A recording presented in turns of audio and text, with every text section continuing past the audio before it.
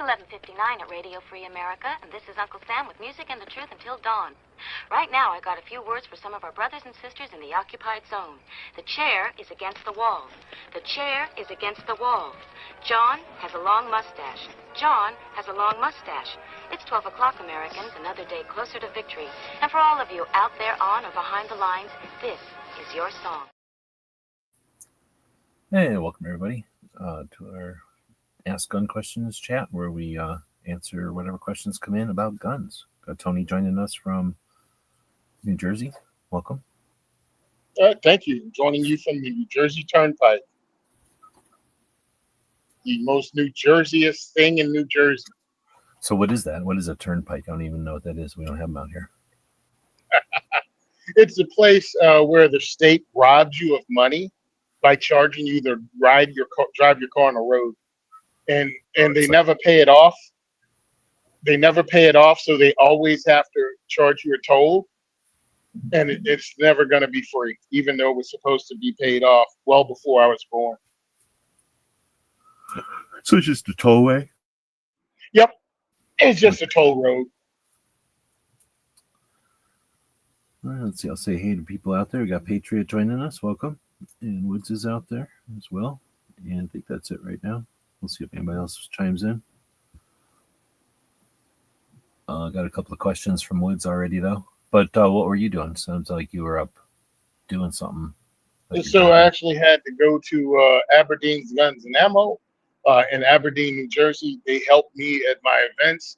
And last Friday, I was shooting in a police combat competition. And my Glock 19 everyday carry went down. Stopped working. It wouldn't eject around. So I took it to them Saturday because a couple of their guys were actually competing. And they were like, hey, bring it by the shop. We'll look at it and we'll order you parts and we'll replace it. I was like, all right, cool. So I took it up there. They checked it out and they were like, what year is this? And I was like, this is a Gen 2, 1991. They were like, how many rounds have you shot out of it? I'm like, this year? And they were like, yeah, never mind. So they ordered me and pretty much just rebuilt my Glock. So the guys just that's where I'm coming from. I got the parts yesterday. I took it up today. They rebuilt the Glock and I'm on the road now. So tomorrow I'm going to go and shoot the snot out of it for a little bit to make sure it's working and then pretty much retire it.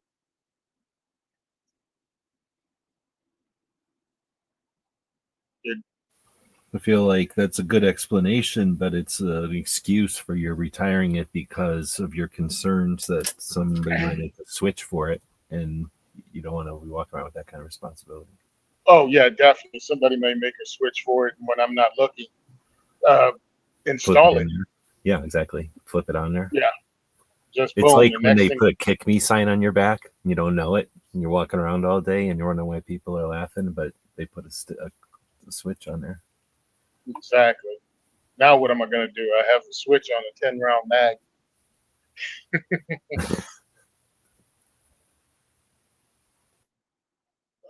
All right. Well, so was it fun at least, or was it just getting scolded the whole time? Oh, well, it was interesting because I clean my firearm, but I've never taken it apart to clean it.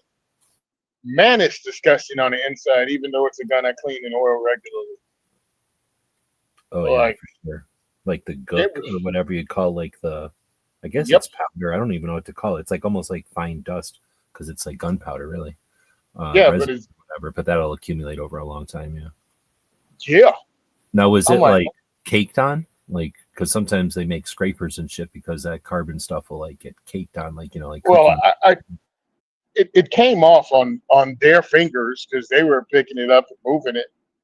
I was just amazed how much stuff was packed in there. Again, I don't take the gun apart outside of field stripping and clean it. And then I wiped down what I could see. And I knew there was stuff down there because you could see it. And I'd reach as far as I can with a Q-tip, but I wasn't going Marine Corps on it. So I never got more than that. But now I'm like, okay, I think I'll start learning to take this thing apart even more and maybe do a detailed breakdown clean once a year on the new carry guns, Kind because of I'm depends on definitely who you talk to, because the gun's going to work probably minus like a stick being jammed in there or something, or like a rock in there. It's oh going to 100%. work. But so you're going to get people that are like, oh, you do the minimum to it, because the more you screw with it, the more potential there is for screwing with it, like messing something up. But then you get the other people that go, if you don't pay attention to it, lack of attention can lead to consequences where you get screwed up. I don't think either one of them screws them up realistically all that often, or like in reality Yeah. all that often. But you can't go either extreme. Like you can't ignore them and you can't monitor them all the time. You got to pick somewhere in the middle.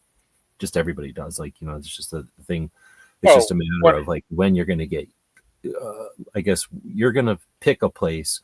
You're going to strive to like theoretically I'm going to clean them every month or whatever you come up with, and then in reality you're going to go, well, I haven't used it this month, so I'm not going to clean it this month. And then you do that next month and the next month. And then when you do clean it, you're like, oh, wow, look at all the dust and crap that's in here, even though I didn't shoot it. So there is a medium where you do want to get in there and mess with it so that you're monitoring for issues that happen from neglect and like lack of issues. But then at the same time, the more you screw with it, that's the time when you're going to lose a spring or you're going to bend something, or issues come from going in there and screwing with stuff. So it's a balance. And I think that since there's no answer, right? There is no correct answer, I guess I should say. The answer Yep. is sort of a spot in like a moving spot that it's sort of like trying to catch something that's moving at night with a flashlight. Everyone's going to have to get used to that little dance and then get comfortable with it. And then I think what's going to happen is most people, if you've lived long enough with guns, you're going to get to a point where whatever it is you got comfortable with, you're going to figure out you were wrong. Because if you were messing with it every day, like, oh, I figured out that messing with it every day is the way to go. You're going to figure out like, wow, I spent a lot of money on costs where all my friends who never mess with it never have spent any of this because I'm breaking stuff when I'm going in there. But on the other side, if you ignore it, yeah, then it's gonna be like, well, I went to use my gun, but it was so full of lint that I couldn't even pull the trigger, and I didn't know it because I haven't pulled the trigger in 6 months. And you know what I mean? There's just no answer. So I think I think if you've been around long enough, you're gonna have learned your lesson. You're either gonna admit it or not. But I've pulled out guns out of my, just went, you know what? I should look at my gun. I haven't looked at it in years. Literally, like I don't know how long y'all have had guns, but I've been able to say I haven't looked at my gun in years and pull it out and look at it and go, oh. Yeah, there's probably a reason to look at this more than once every couple of years. Like it is full of dust. Like I would be embarrassed if anyone ever seen this. And you're either going to talk about that or you're going to be embarrassed and never talk about that. But that's one of those realities of having something in your pocket for years and years and years. 100%. And never use it. And never use the damn thing. Like your flashlight, use it all the time. So you monitor your flashlight constantly. Your keys and stuff constantly. You know anything about your keys. Your gun? Yeah, I'd be surprised. Think about it and really, challenge yourself. When's the last time you actually thought about your gun? And you're either like yesterday or this morning or like 5 minutes ago or 5 minutes ago, like yesterday, maybe 3 days ago, like last week. Where's my gun? There's all those realistic answers are coming back. Yeah, and you're 100% right. And right now I'm just in shock, that a gun that I clean regularly, wow, words are hard. But I clean my firearm. I shoot my firearm. I compete with it minimum once a month.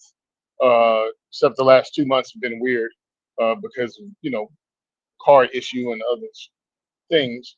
But yeah, I've been running my firearm regularly. I dry fire regularly, and I take it apart and clean it most of the time during this show. And I just didn't know it was that gooped up inside, which is crazy because it's a Glock. I could take the slide off, really swish it around in Dawn dishwashing liquid, and then blow it out with friggin' canned air, and I'll probably been fine for what it is. Well, now revolvers, okay, so pistols we can take apart. Like technically you can take apart a 1911 even if you wanted to and put it back together. It'd be a little complicated. A Glock, it's 34 parts or whatever it is, 35 parts. It's super easy. compared to all other guns, it's pretty easy. And once you've done it a few times, you can do it pretty simply. Every other gun is a little bit more complicated. One of the reasons I always like Glock is they weren't trying to oppress anybody, or they weren't trying to keep any old stuff from the olden days. So they were pretty simple guns. But a revolver, what Woods is bringing up, I haven't cleaned my SP-101 for a year. I have never opened up any of my revolvers. So, we can act like we clean our guns. Even people act like they deep clean. I do know people who take apart revolvers. Those are the very rare extreme people, because revolvers are so hard to take apart and put back together. Even when you're comfortable with it, I think there's a danger in being comfortable with some things that, anyways, I think, just being comfortable with some things, unless you're technically an expert, like literally an expert, you can just have like that novice confidence or whatever. So anyway, I've never even been curious enough to want to take apart a revolver. I've been curious, but I haven't had the balls to take apart a revolver, I guess I should say. But watching people over the shoulder take apart revolvers, I was like, no, that's further than I want to get, at least on my own revolvers, right? Like if I had some junk, toy, garbage, broken thing that I was going to test or something, I don't care, I'll take that apart. But I guess what I'm saying is there's no such thing as deep cleaning a revolver, right? Unless you take it to a smith and have them take it apart, like a gunsmith, and have them take it apart, know what's going on, put it back together. Because that's probably a thing. Like especially some older ones, there are some springs, I don't know what they're all called, but there's some springs in a revolver that matter and that are springs, and every spring is designed to wear. So even though if you haven't used it a lot, it could still be potentially something that's worth having a smith look at and change out springs potentially, just to keep it in top, working order. But that's kind of getting petty, because in reality, that might be every 70 years for a revolver, and I'm not even exaggerating, right? Like that could be every generation for a revolver. 100%, especially depends on your shooting schedule. Not many people are with the French, what is GSGN, and they fire like 5,000 rounds of revolver ammo a year.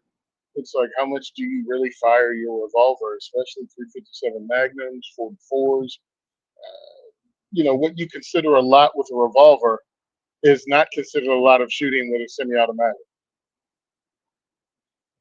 The number of range trips it takes to use a case of 1,000, semi-automatic rounds compared to how long it takes you to burn through 1,000 rounds, 38, I think is different.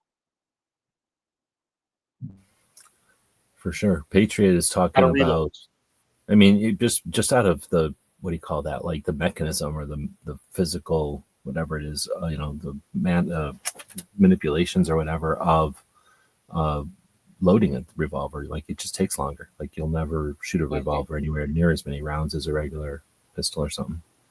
Or obviously as bell-fed. Right? Bell-fed's, you're always going to have the highest round counts.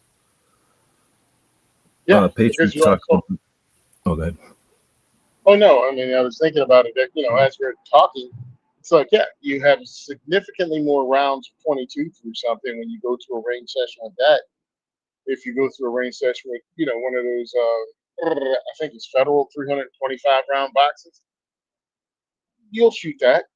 You can shoot that with a few magazines, running through drills, just having fun, seeing how many you'll come up with reasons that you can burn through 22 if the thing runs, compared to you're not going to burn that same amount with centerfire semi-automatic pistols.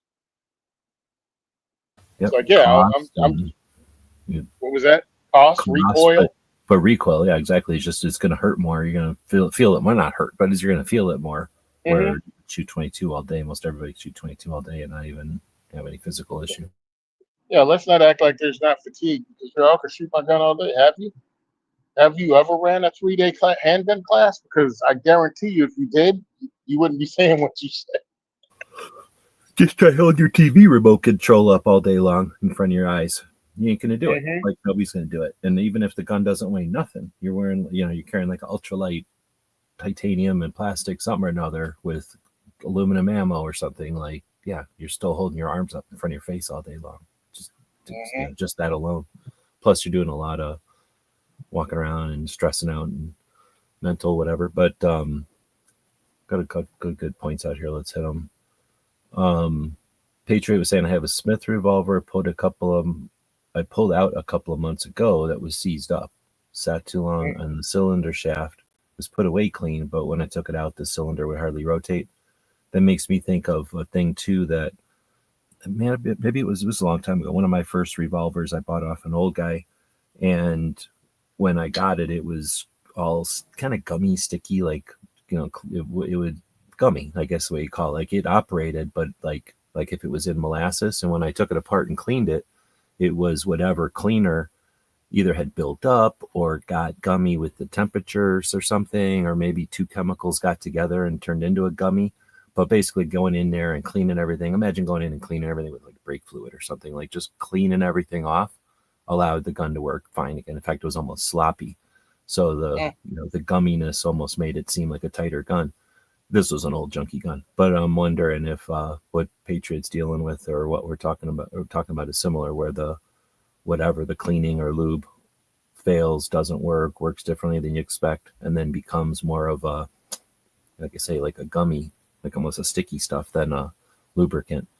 I don't know if that happens as much anymore, or if it's just the marketing that acts like it doesn't happen anymore, but I know it certainly happened back in the day. Like I remember picking up lots of guns at gun shows that seemed all shitty, but you'd look at them and you could just tell that they were all gummed up from, I want to keep blaming WD-40, but I'm going to say probably some old guy just throwing WD-40 on it for like 10 years, and now it's all gummy.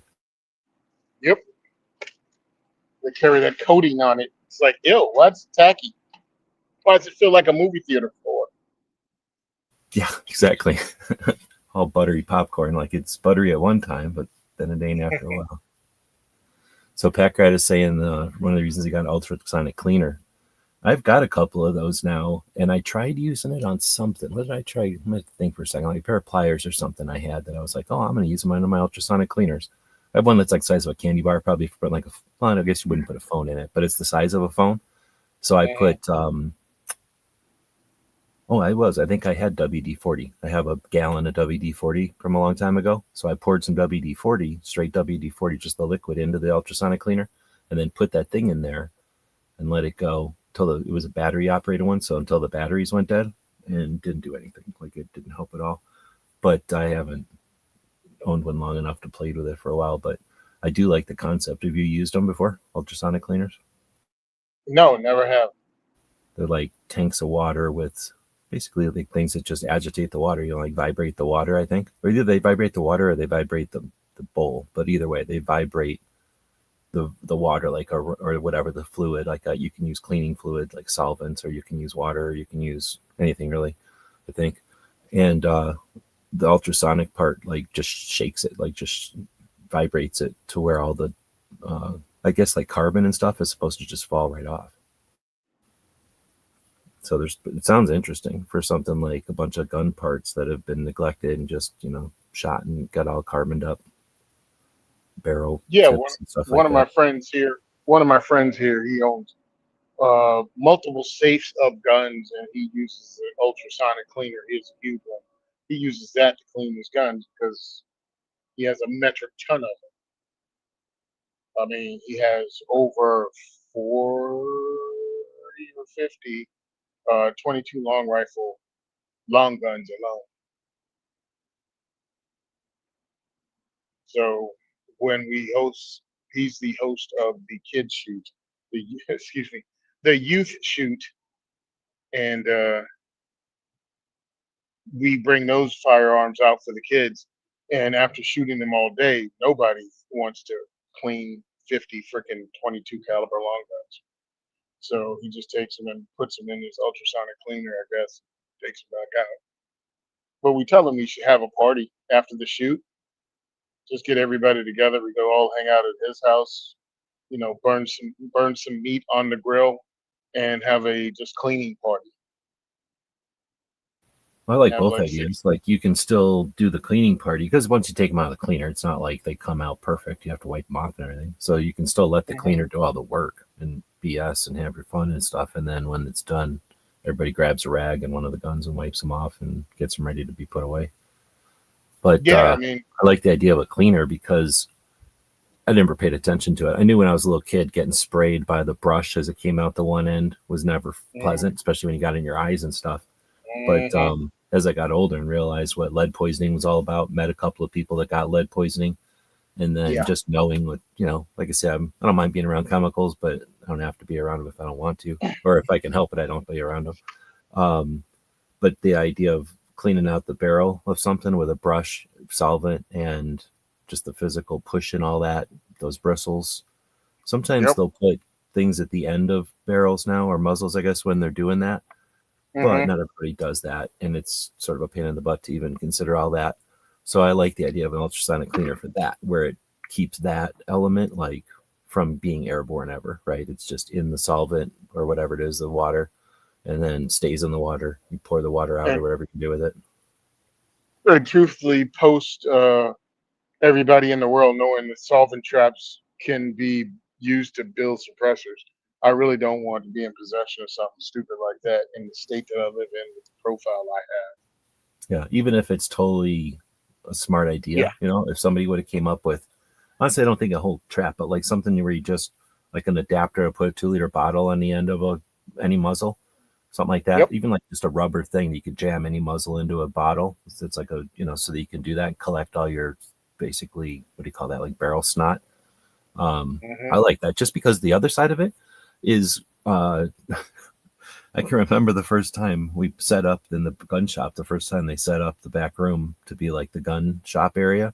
And I don't think it was me. It might have been me. I don't remember anymore. But whoever it was that did the first cleaning of something, because the boss of the shop, he didn't care. It's his shop, right? So he went back there. Somebody went back there and cleaned a gun. And, when back in the day, you would just put the muzzle down by your ankles somewhere and shmam the brush through, clean it a bunch of times, right? And then maybe your ankles got all dirty, but you didn't care. And then the room got all dirty. So anyway, that's what happened is the room got all like filthy down there. And it's like nobody cares that it's down by your ankles. But at the same time, the person who just got done putting all that room together was pissed. Like, we didn't even think about it. And that's where those kind of, just that, what's the tradition or like habit of putting a barrel solvent trap, like you're saying at the end, would be nice, right? Yeah, definitely. Yeah, it's more bullcrap that the government made this way. Because if suppressors were legal, solvent traps wouldn't have been used as stand-ins for suppressors. You just have a suppressor or Yeah, build your exactly. own suppressor, and it's no big deal. And the idea of Sorry, but using a it's not a solvent lot of trap would be science like, necessary. no, why would you want to do that? You'd be blowing all that solvent out. Like, just put a can on there. Yeah, just put a can on it. And why would you build a solvent trap out of that? Don't you have a Maglite flashlight? Use the body. Like Coral and the guys from Walking Dead. Always funny to me when they do that in movies. Well, those I were a made a while there. They did suppressor. that stuff a lot. Maybe that What was that? 2012, probably like 2012, maybe the 2017 era. Like that was like a thing to do in TV. Yep. Guns were still kind of cool. Was guns were kind of cool. And then I don't know which mass shooting did it, but all of a sudden everything stopped. It was actually today's my birthday, and I've been getting birthday messages from people all day. And one of my friends, Zeke Stout, had a television show on Discovery Channel, and he was telling me the story before about how Master of Arms was the show that he was on. It was him, Ashley Kropinski, and I guess the guy whose nickname is the Reaper is a Special Forces, Army Ranger sniper, and Zeke Stout. Those are the three Nick hosts, and it was Irving. pretty. Nick Irvine. Yeah, Nick Irving. Yeah, that's it, Nick Irving. And they pretty much had like Forged in Fire, but for firearms. And they really got good numbers, and people came out for it, and they were going to get renewed. And as they got renewed, because they hit all the numbers that would get you renewed, whatever mass shooting that was hit, and they were like, "Yeah, we're not renewing." And he was like, "Wait a minute, you guys said, if we hit this milestone, and this milestone, we'd be renewed. What's the reason?" "Oh, they decided to go in another direction." You had success. Why would you go in another direction for? He was like, "It's the guns, isn't it?" They were like, "Yeah, it was the guns after the mass shootings." It's like we make blunderbusses. No one was making an AR-15, and it's just executives are cowards. They want easy money. That's why they had the show Forged and Fire hit. They were like, "Hey, let's do Forged and Fire with firearms." It hit, and just the inkling of what may have been political pressure, not even any political pressure, what may have been, could have turned into maybe pressure. They were like, "Yeah, we're not doing it." We've seen that But that happen gets with me. Top Shot, and then in 2012 there was like the Mayan calendar was saying the end of the world, so there was a lot of like prepper, and then there was some gun stuff. Then that might have been when Top Shot started, even. And then again, like I forget what it was. Some murder happened. Some individual decided that the media will make someone infamous if they do something somewhere with something, right? We all know what the Mhm. thing is and where. And if that happens, then everything stops. And that's exactly same, we've seen that cycle, I guess, quite a few times. I think it's probably a factor of the television is still um, so small a realm or something that, like, the first time I remember when it happened, or one of the first times that it happened, it was annoying. And then after a while, like when you started to mention the one with like the the last one you're talking about with the Forge and Fire, like there was so much internet presence that whatever happens on TV is something that we talk about on the internet. It isn't like what happens on TV happens and then the internet, it's like it was just another thing that was happening, where earlier it was still that focus, like, everything was happening on TV and everything that happened on the internet was talking about what happened on TV and the movies. Now they're kind of co-equal or whatever, like coexisting, and people spend, just as much time away from television as they do on television, type of thing. So I'm wondering if once we get to a point where the television recognize, I mean, they must understand it, they recognize it, but once they don't react the same way as they used to, or I wonder if there will be a future where they don't react the same way as they used to because they don't have to. In other words, like, I'm guessing one of the reasons they figured they had to pull those shows was because they figured, that's like the tradition, or that's the way it's done. Like, if we don't do it, there'll be backlash or whatever the reasoning. Like, I'm wondering if, as the internet, just becomes, not just the internet, but like the streaming services, and then other options for people's time, and video games and telephones and all the other stuff, when they feel like what we do is less big of a deal and we have to do what we can do to keep going, maybe they'll say, you know what, there are people that want guns, and so what if something happened? Like, we'll wait a month, but we're still going to put that show on. We like have too much invested, or we know there's potential here. Let's go ahead and do it. I wonder if you think we'll get to that, or is it always going to be it's being owned by somebody who has an agenda, and they'll never let something else be broadcast besides their agenda. Well, media is always going to have an agenda. Whoever controls the purse will control the agenda. But yeah, I think television's influence is dying down. And because I mean, I haven't watched or had a television of my own for 5 years now, and the only time I watch it is at work when I'm on lunch break and it's mounted to the wall. Outside of that, I don't look at television at all. So yeah, it's changing, and when that dynamic catches up with the rest of the country, that you use your computer and watching streaming services more than you're watching network television, yeah, it's going to change because it has to. And it can't be that whole thing that buckles at the drop of a hat because they're losing money, because maybe because some of the same companies own television stations that own the streaming services, that own the this, that own the that, and it'll just shift. Everything changes, ebbs and flows. I look forward to it.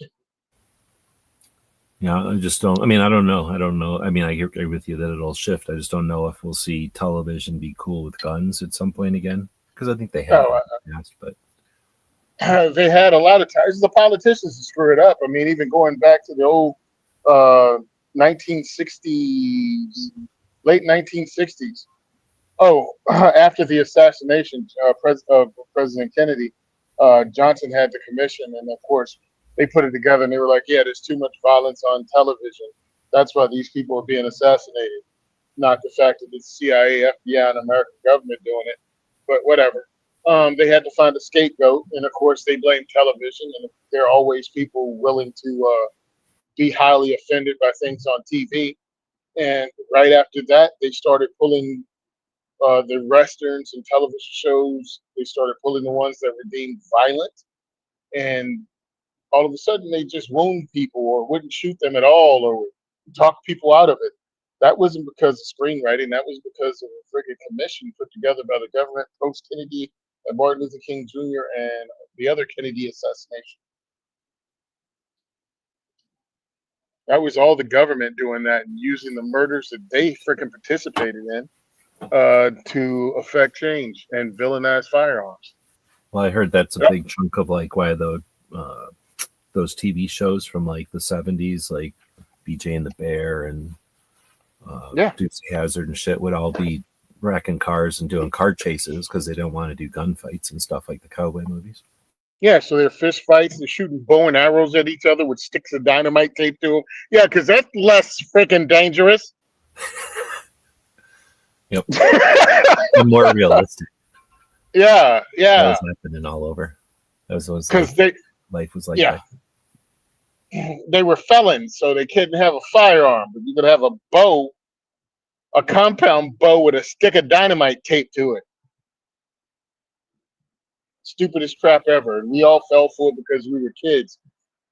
And the annoying part now, as an adult, when you see it, you call it out, but most adults don't pay attention. And when you're pointing it out, hey, you know you're being manipulated, right? What difference does it make? Don't make me think. That's true. Yeah, I get that a lot. Let's go back to Woods's question from a while ago, half an hour ago, 45 minutes ago, maybe. Gun question: what are the different shapes of modern gunpowder, and how are they different? Like stick versus flake versus ball. Well, I asked the Mhm. robots because I mean I figure like Sorry. I remember something about this, but I might as well ask the robots and make sure I know what I'm talking about. And they in fact did suggest that there are just three really: stick, flake, and ball. So stick is when it's Yep. extruded. Flake is like little flat discs, like think of oatmeal or something, I guess. And then ball is little granules like sand. And yeah, they each have their own characteristics. Like they burn differently, and they, I guess, what would you call it? Like rest differently, like in the cartridge. So that affects their burn rate, I guess. And then the surface area of them is an issue. So anyway, their physical characteristics does affect how they burn. And you got different guns, or I should say different cartridges need to burn different ways. And I don't know all the math, but that's one of the ways that guns are so interesting, because there's quite a bit of math and physics in here, or chemistry, math, and physics in here, right? Because it has something to do with the diameter of the bullet and the shape of the cartridge. That becomes trigonometry, math, and physics somehow to like figure out where the pressures are, and then you get into burn rate, and you either want to push a bullet or you want to like, or what do you say, push a bullet fast or push a bullet slow? Is that the way I say it? Like burn fast or burn slow, and the slow makes it turn in the barrel more. Is that right? And the faster is less twist in the barrel. So again, depending on how far you're shooting that bullet and how much arc you're going to want, like I don't know, it can get. I don't even want to think about how crazy and mathematical it can get there. How Oh, people. that's the amazing part. I mean, I laughed to myself when you started talking about how much math involved, and I just, stopped by the stereotype store and laughed at who invented gunpowder and who invented gunpowder and the first firearms. So I'm like, math was involved. Chinese invented it. Whoa, painted me surprised. Hmm. Just say it. Stereotypes are out there for a reason. Hey, who made some of the most complicated and some of the most detailed firearms? Oh, Germans. Oh, okay. I'm just saying.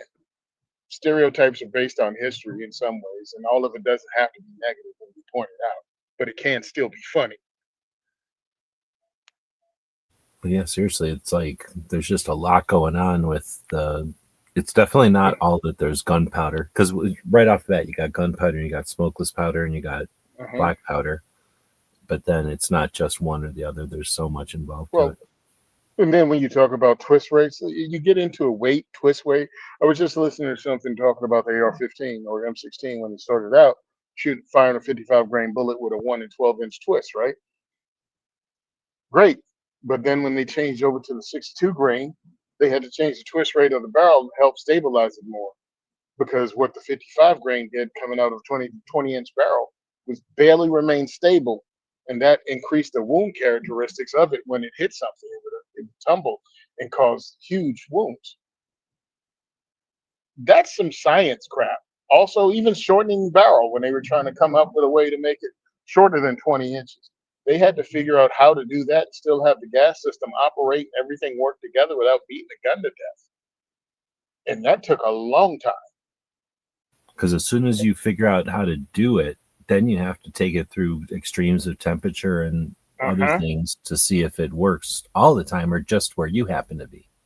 Yeah, and variations, because if you're going to bring it to the civilian commercial world, you have to take into account everything from the cheapest steel case you can put in it, to match ammo, and it has to work in all of that. Or whoever does the review, oh, this thing doesn't work. It works like trash. I put garbage tier ammo in a $3,000 gun. It should eat it. Well, no, that $3,000 rifle was made to eat military ammo to a military specification. Nobody thought about, hey, what if, I don't know, John Rambo gets stranded behind the lines of the HK 416 and has to shoot Wolf's steel case that he found in somebody's basement? So, with that explanation of gunpowders, that there's three different major styles, um, the brief description, I think, would be that the stick powders are extruded. So, think of like shoving a paste, because all gunpowder starts as a paste and then it dries, right? I think so. You start with the paste and you stick it through like a sieve or whatever, a die, and it like a Play-Doh machine, and it comes squirting out of there. You slice it into these little sticks, and then the idea there is that they burn at a rate that's ideal for long barrels and gives you a sustained burn rather than we'll go to flake, which is I guess sheets of they take the paste and they put it into thin sheets and then they break up the sheets. So now you get flakes, and those can be like disc shaped or irregular, uh, round or square, but they're going to be a flat surface area so that they're going to burn respectively faster. So they're better for short barrels, for handguns and shotguns, where the bullet has to accelerate as quickly as possible. So again, you don't have a lot of time in the barrel in a pistol. So that's where you want that flake powder. Ball powder is, I guess, involves forming the wet powder in a water bath. So I don't know how they make that, but they're little spheres, and they often are best for hand loading, it says, and commercial manufacturing, because the size of the sphere and the characteristic of the sphere can be controlled to tailor the burn rate.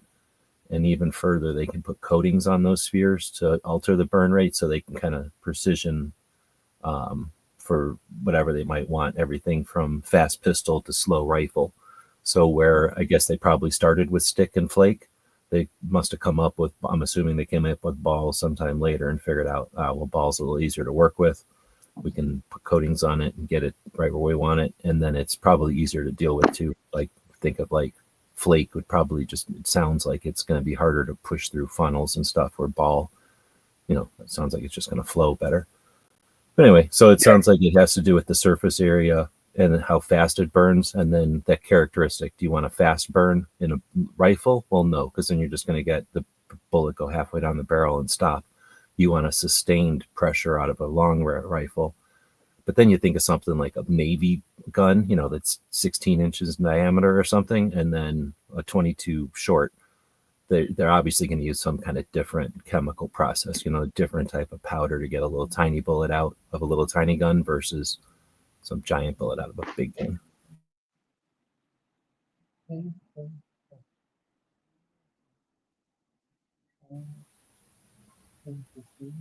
That's one of those questions you get on a NRA thing and like a basic gun, like a familiarization of guns, because that is one of those things that, is it important? No. It's necessary? Yes. Like critical?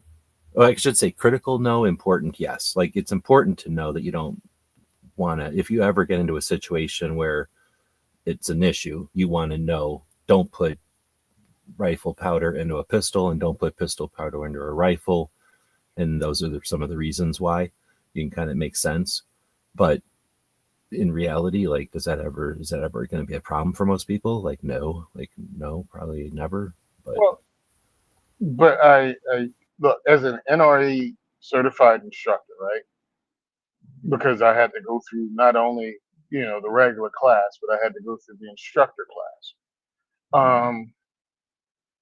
More knowledge isn't a bad thing, having it. But when you're trying to teach someone in their introductory to firearms, you have to gauge. Well, also the NRA has a way they want you to teach you things they want you to teach. Like there is no shortcut. You teach them this, this, this, and this, but you don't have to go through everything because. And look, I'm here to learn to shoot a handgun, and I totally understand that you explained to me some of this stuff. Like you can find out what caliber the firearm is because it's written on the side of the freaking gun. After a certain year, it's written on the side of the firearm. You can look at the box ammo and it'll tell you a couple of places on the side of the box that it comes in what ammo it is. Those things cool. But when you're getting into the, hey, all right, this is the powder burn for this. Also, by the way, gunpowder doesn't explode, it burns. There's a difference. And that burning process is called deflagration. I need to know that, bro. It's like, you know what I mean? It's like I really. Well, it's like, do you? But then, yeah, because otherwise you think that like a firecracker goes off and somehow that makes a bullet happen. In reality, it's a really balanced, like whatever that word is, like equation, I guess, of like pressure and I guess it's just pressure, but it's time and pressure. Because again, like you want some gunpowder to just go off all at once. You need it all out of there so that you can get all the power you can behind the bullet while it's in the barrel. But other ones, you need that pressure to build. Otherwise, you'll never get that bullet out of the barrel. And then it has to go a mile. So I can't even imagine how they do some of those high power cartridges and stuff. Like that's crazy. Just it's crazy how much how much extreme they can get out of the same, chemicals. Basically, it's not like these fancy new powder. I don't think for these high power rounds, they just use more of it with the right math and the right shapes.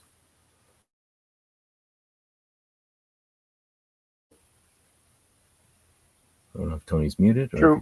There you go. Oh no, I was muting because I'm about to do the most Jersey thing ever. Oh.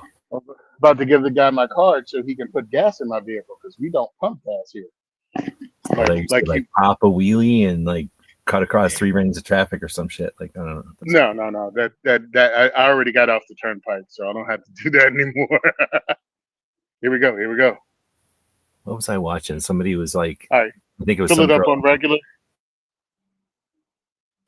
They do that in Washington, or no? Thank you. Oregon too, I think. Yep. Yeah, that's the only other state I think. And then I think we were talking about that, and I asked, like, do they still like do your oil and check your air and all that kind of shit? And then they laughed at me. Like, I guess that's the thing. Like back in the day, it was like your grandma. Well, that's the only time I ever did it was with my grandma, but she would pull up to a pump, and that's cool. I mean, why not? Like, grandma never had to get out of the car. She would go to the full service because you either had full service or you had like 3 self services, right? Yep. And then grandma would pull up to the full service, and then most of the time she just said fill it up or whatever. Every once in a while, she'd say, like, I forget if they asked her. I think it probably just depended on the time. But, they'd say, do you want the full thing? And she'd say, yeah. Yep. And then they would check her tires. They'd check her oil, check her radiator, basically everything. Windshield wiper shit. Just like they do at an oil place now. And mean, except actually, I think they would probably put oil in it if it needed oil. Like, I don't even know if they charged the people for that because it was just part of the. I think it just cost more to be like if full service was a buck, then full service plus was like $1.25 a gallon. But they did all that stuff or something. Mm-hmm. But yeah, I can't remember the last time. I mean, I was a little kid. Yeah, pretty much you'd have to jump in the time machine and do that again. Meanwhile, if somebody did it, they would freaking absolutely kill. They would just, Oh yeah, how much money they get? Like, yep. oh man, and people would love it. Like, think of how much people love Buc-ee's, and Buc-ee's isn't all that awesome, and they would No, it's not really at dig all. a place like that. Yeah, I do, and I know somebody. I love these people that get caught up in their regional thing. That their regional thing is the best, and I'm like, no, you're impressed by it. Bucky's is just a big ass stove. It's a Walmart that freaking gives you gas. They embraced it. It's Bucky's. It's a Walmart with a food court. Well, it's definitely a marketing thing. Like I've watched a couple of like people's like what do you call it, breakdowns of like how they did them, and they it wasn't like an accident. They didn't like luck into Bucky's. Like it was sat down and they figured it out, and then they played on the stuff that worked. They know what they're doing. Yeah, and to me, I'm like, yeah, I've seen this before. I just have to pee, bro. I want to put gas in the car, take a leak, and leave. All right, cool. You got sandwiches. I'll get one to go, I guess, because I got another 12 hours to go. And it's fine. I mean, but to me, a pilot truck stop or a flying J, same. Well, that's the thing. I was just watching a thing about, was it Pilot or was it? It wasn't Flying J, but I think it was Pilot. Anyway, the guy who started it was just, and he's super rich now, I guess, but he was just some guy who, I don't know if he was a truck driver or he just recognized that truck drivers were getting the shaft because all the truck stops were so, what do you say, like completely Thank you, sir. There was no consistency. Sure. All right, you too, sir. My man out here leading his best life. He's got the music playing. He's dancing and singing as he's pumping gas. Yeah, dude. Yeah, I mean it's a market, and that's one of the best ways to be successful in business is to find a niche no one else is filling. Fill it and make people happy, and that's all he did is Yeah. make gas stations so that truckers could have consistent. because you want a clean lot or a lot that you don't have to fear your rigs being stolen in. You want to be able to use the bathroom and not freaking catch third world country disease in it. And decent food.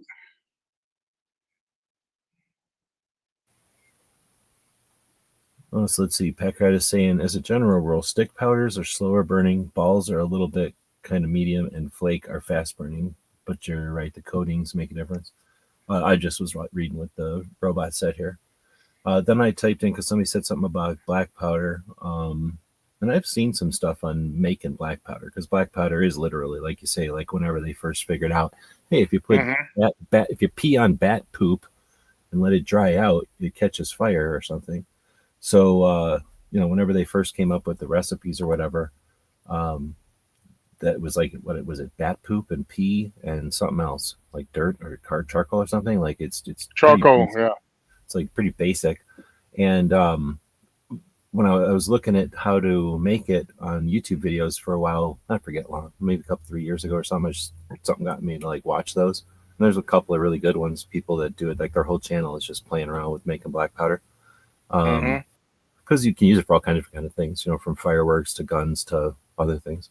So anyway, the whole thing about black powder is I think it's all pretty much the recipe because it's black powder. It's not like it's they don't really change it too much. But then it's just the size of the grind. So you make it and then you grind it, and it's either like coarse, medium, or super fine. And that's just for what you're doing. Like some of it goes down the barrel to go behind the ball, and that could be the coarser stuff. But then some of it is the flash in the pan or whatever they call it, like the pan, the part that primes it, the primer. Yep. I don't know what you can call it. I think it depends on the gun. But a priming powder is a lot finer. And then I guess firecrackers are maybe somewhere in between. I have no idea what all the differences are. But anyway, I think that was the deal. And all they would do is grind it up and put it through one of those things where it's like 4 different size screens on top of each other, and they would just shake it, and whatever lands here is 1F, and whatever lands here is 2F, and whatever lands here is 3F, and whatever shakes all the way to the bottom, that's the smallest, that's 4F. And yeah, they just keep doing that over and over. And if they need more of one, they just smash it through the screen until it goes to the next layer down that they need or whatever. But I think that's the difference between black powder. It's pretty much all the same. It's just what size the granules are. It's not like gunpowder, smokeless powder, where there's different types of smokeless powder. I think it's all just black powder. I might be wrong, but I think that's all there is. Yeah, it's kind of grind because I know for Canon, it's bigger flakes than it is for my pistol or my revolver, excuse me, which is much finer. 3F or 4F, I forget which one. I forget. Because I haven't shot it in a while. I really need to get that out again because I really, really enjoy shooting my black powder Remington clone. Very accurate pistol. I loaded with 145 grain balls, and I mean, I've been able to shoot it accurately at 50 yards in competition. With the gutter sights, everybody tell you it really suck and you can't use. Oh, okay. Dude, I was watching, where was I seen it? I think I was just flipping around, and there was a guy shooting. It was a modern show, but it was, I think, a YouTube video. But a guy shooting an old single action, and he was just like, imagine pulling it out of your holster, and then, well, one thing he did is he just jammed it forward. So like taking like the rear sight and jamming it into the top of the holster, and on a single action that cocks it, and he had his finger on the trigger holding it down. So as he brought it forward, the hammer followed the leather of the holster, and then once the holster wasn't there anymore, he was pulling it forward from his pelvis forward and like towards the target. And as the hammer let go of I guess you'd say the holster let go of the hammer, it went forward and fired, and he hit it like dead on, like the steel dead on. And then he fanned it, like he kept the trigger down with his finger, and then just fanned it, bang, bang, bang, bang, 4 more times. And every one of those went right, like basically into the guy's kidneys, into the steel target's kidneys, you could say. And I'm like, I don't know how long it takes you to get to where you know where to hold your gun, and then all you're doing is slapping the back of your single action. But this guy was shooting 3 rounds faster than any type of semi-automatic could possibly do it. Like there's no way that an action could go as fast as 3 rounds of a single action revolver. It was insane.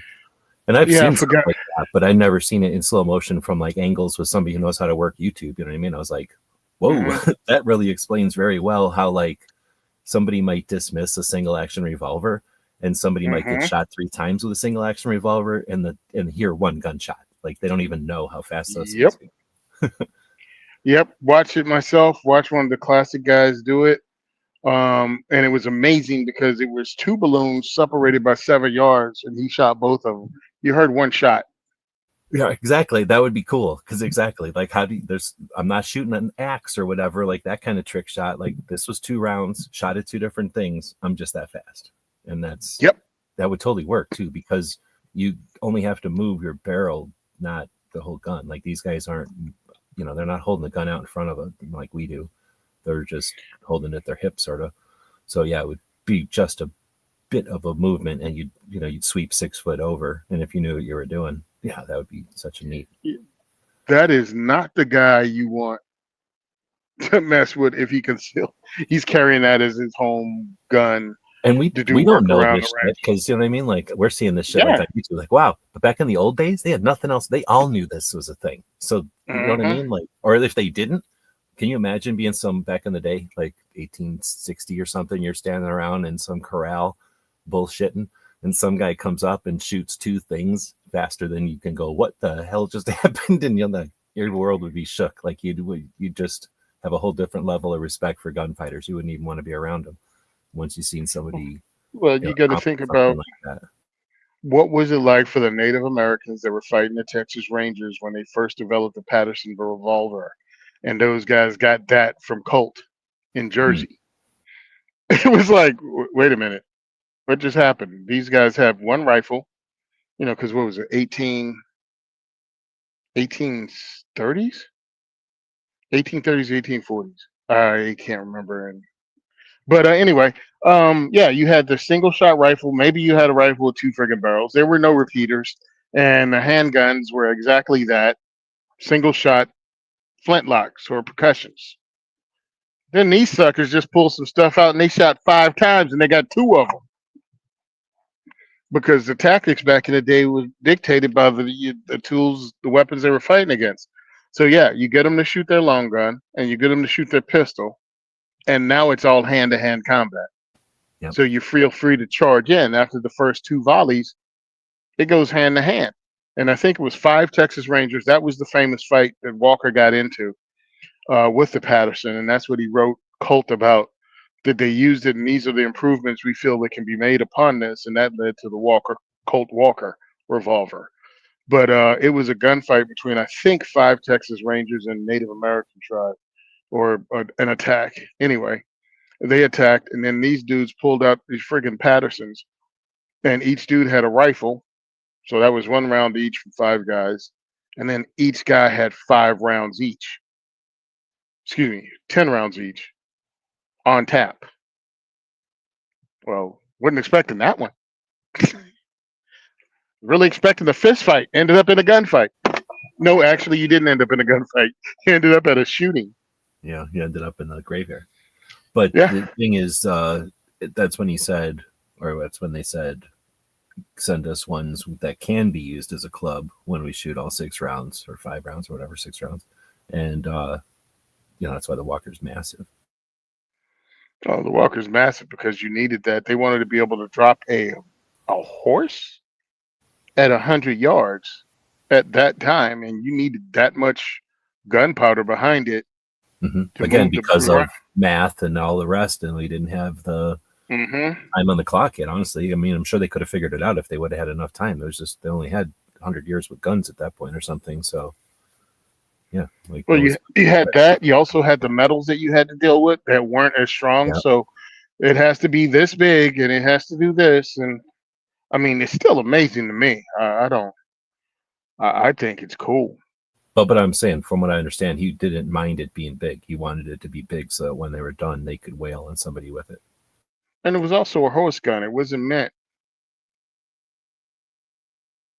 for you to carry like Outlaw Josie Wales. That's just fiction, bro.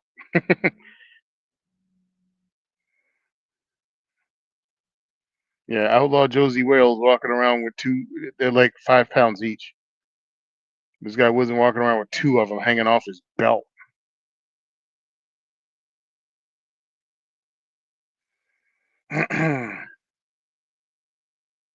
All right, so then the next question Woods came up with was, how do primers differ? And that one, all I know off the top of my head is Berdan and what's the other one? Regular? The primers? Yeah. Box? Yeah, that sounds right. Yeah, but there's probably more to it, obviously. But in reloaders, we talk about the sizes of them, but we essentially all use the weird European primer. The Europeans use our primer, and it has to do with how many holes, right? Like we use the one with 1 hole, and Berdan uses the one with 2 holes. I don't know what the difference would be. I would think that there must be some reason he started with 2, like he must have figured something out, but I mean, it's obviously easier to produce it with 1 hole in the center. Making 2 holes not in the center, like I said, it's possible. Obviously, they do it, but it seems like it's got to be more tricky or more intricate or whatever than just 1 hole in the center.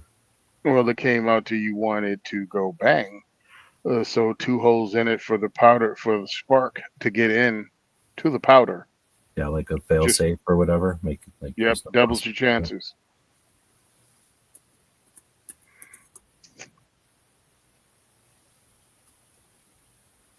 See, I don't know anything else about primers.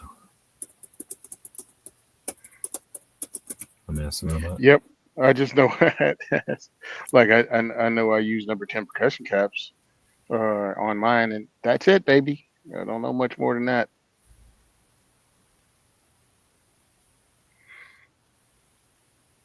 I guess the makeup of them and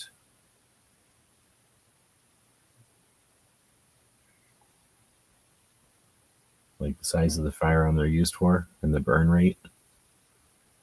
And that's about it. So I guess they're more just tuned to whatever. First, you figure out what powder you're going to use, I suspect, and then you figure out what primer you need to make that powder go boom. Because, like you said, nothing explodes. It's all just being lit so that it burns. So some of it probably gets what do you call it? Like somebody burns at a higher rate or higher temperature, probably.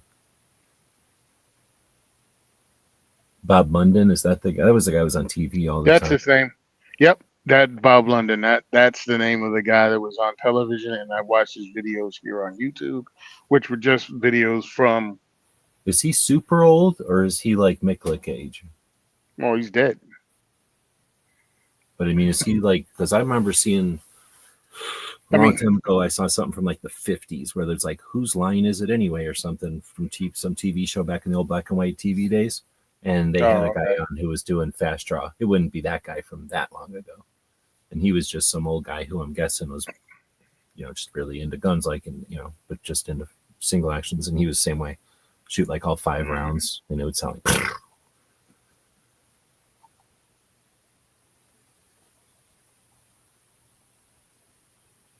Stepped away to make some before dinner cookies. That's a nice tradition. I could see that.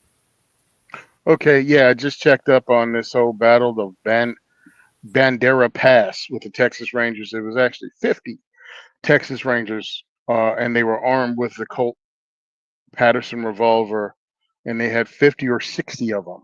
And the Comanche didn't know anything about it, and they attacked them. They were able to hold their ground, and a fierce battle began at 11 in the morning. And according to records, by Hayes, it lasted all day when they finally ended the conflict as night fell. The Rangers lost 5 men and many wounded, but the Rangers were able to stand. 50 held their ground against hundreds of Comanches, and it marked the change in the way frontier wars would be fought. Yeah, it's a pretty good testimony to your firearm. Seriously, at a time, I mean, now it sounds like words, but back then, like, if you wanted to live some places, like, that's the kind of shit that would determine if you could or not, right? Like, if you 100%. And again, you lost 5 guys against hundreds of Native Americans. 5. And the Native Americans pulled back. Yeah, it's a win. But sadly, because of what he did, it was all new. By the time word got back that this thing rocked, Colt had already closed his plant down in Patterson. Colt is such a weird story. I would so much love to see a movie because he's so weird and is like, there's nothing like predetermined. And I think you could say without Colt, we would not be here. I mean, he was not the same as Browning, but again, he was like super critical. Like, he wasn't the same level, but he was critical at the same level, I think, or something. Without Colt, we wouldn't be here the way we are at this particular path. Other stuff would have happened. Somebody would have invented it because mankind comes up with better ways to kill himself continually. But he was pivotal. He made a difference. But that was a guy that was famous and important in spite of himself. I mean, just the decisions that were made, the way he did business with Shiesty. He called himself Dr. Colt when he wasn't really one, but that was back in the day when just say you're a doctor, you're a doctor. And then just his business practices, Colt's business practices have stunk to high heaven from the very beginning. And it's only through just sheer luck that they lasted. It's not luck because obviously a company lasts as long as it does, but I'm like, they can't go 20 years without going bankrupt. Don't tell me Colt is awesome when there's Beretta and they've been family owned for over 500 years. And Colt didn't make it through their first decade family owned. I told the robot, tell me about Colt, history of Sam Colt. And it's still laughing? It says, born in Hartford, Connecticut, son of a textile manufacturer, expelled from school after a prank involving a cannon. his father sent him on a sea voyage. He became fascinated with the, whatever we call the capstan, the wheel, I think, and Uh-huh. created the revolver with a revolving cylinder based on that thing that they would have on a boat. Then he files a patent for it in 86 or 36, sorry. Mm-hmm. Founds the company in Patterson, like you're saying, produced those handguns. Company failed, relegated to a sales agent uh, in his own company before it closed. Then the Army orders 1,000 of them. He founds a new company, becomes the world's largest private armament factory in 1855. So 9 years later, so wait, in 42 he closes. In 36 he opens the business. 42 he closes it. 46 gets the order. 55 he's the largest company. He pioneers the use of interchangeable parts and assembly lines, which nobody gives anybody. Can always give that credit to other people. And Mm-hmm. then his revolvers become famous and widely used. Then he dies in 62, 7 years after being the biggest thing, at the age of 47.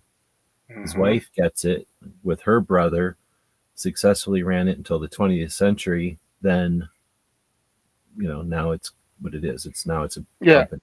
Successfully ran it until the 20th century. How many years was that? Yeah, I mean, 100 or something. No. He died in 62. 1862. Yeah, he died in 1862. Oh, so you're So saying like 40 years? yeah, they ran it for 40 years, but they turned it over because the wife ran it only because the son died. Yeah. It says inherited the company, ran it, and sold it in 1901. So yeah, they Yeah. only did it for like 8 years. Or no, 62. So that's 30 years. Yeah, 38 years supposedly they did it, but pretty much they had to sell it because again, going out of business. 1899 the war happened, right? So that gave them a little cash influx because they made the potato digger machine gun because that was in the Spanish American War. They had some of those there. But war kept them afloat, not civilian gun sales like you think. They were military sales. So then, 'Cause well, yeah, the Mexican American War you're talking about to get the 1,000. the initial thing was the Indian Wars and the Mexican American War, then the Civil War. I mean, it's just like on and on and on. But once peace hit, they just started falling apart. Like World War One, boom, boom, boom, boom, and then there was peace, and they start falling apart, and they can't. It's like, how come you can't last? How come you can't float around? Again, Beretta is out there, FN is out there. All of those companies can do it. Why does Colt continually fall apart in our lifetime? In your and my lifetime, I think Colt went bankrupt twice or three times. I mean, hell, they sold now. It's probably, well, I'm guessing it has something to do with they're not diverse enough for the civilian market, where like the other companies are doing shotguns and hunting and something else. Where Colt basically tries to do ARs and 1911s for the longest time, and then here's your civilian version of those, Hmm. and they didn't really try for much else. When they could have said, "Hey, here's our classic lines over and over and over," and they never really did that except for the SSA, right? Yeah, I mean, look, whatever. Uh, as an American, I romanticize Colt, and it's part of American heritage, right? You can't act like it's not. But it is frustrating for somebody that wants a company like that to be around, to be American owned, to be awesome. Why the frig not? And it's like, yeah, they're not. It's just a company. Stop attributing all kinds of freaking human emotions to a company.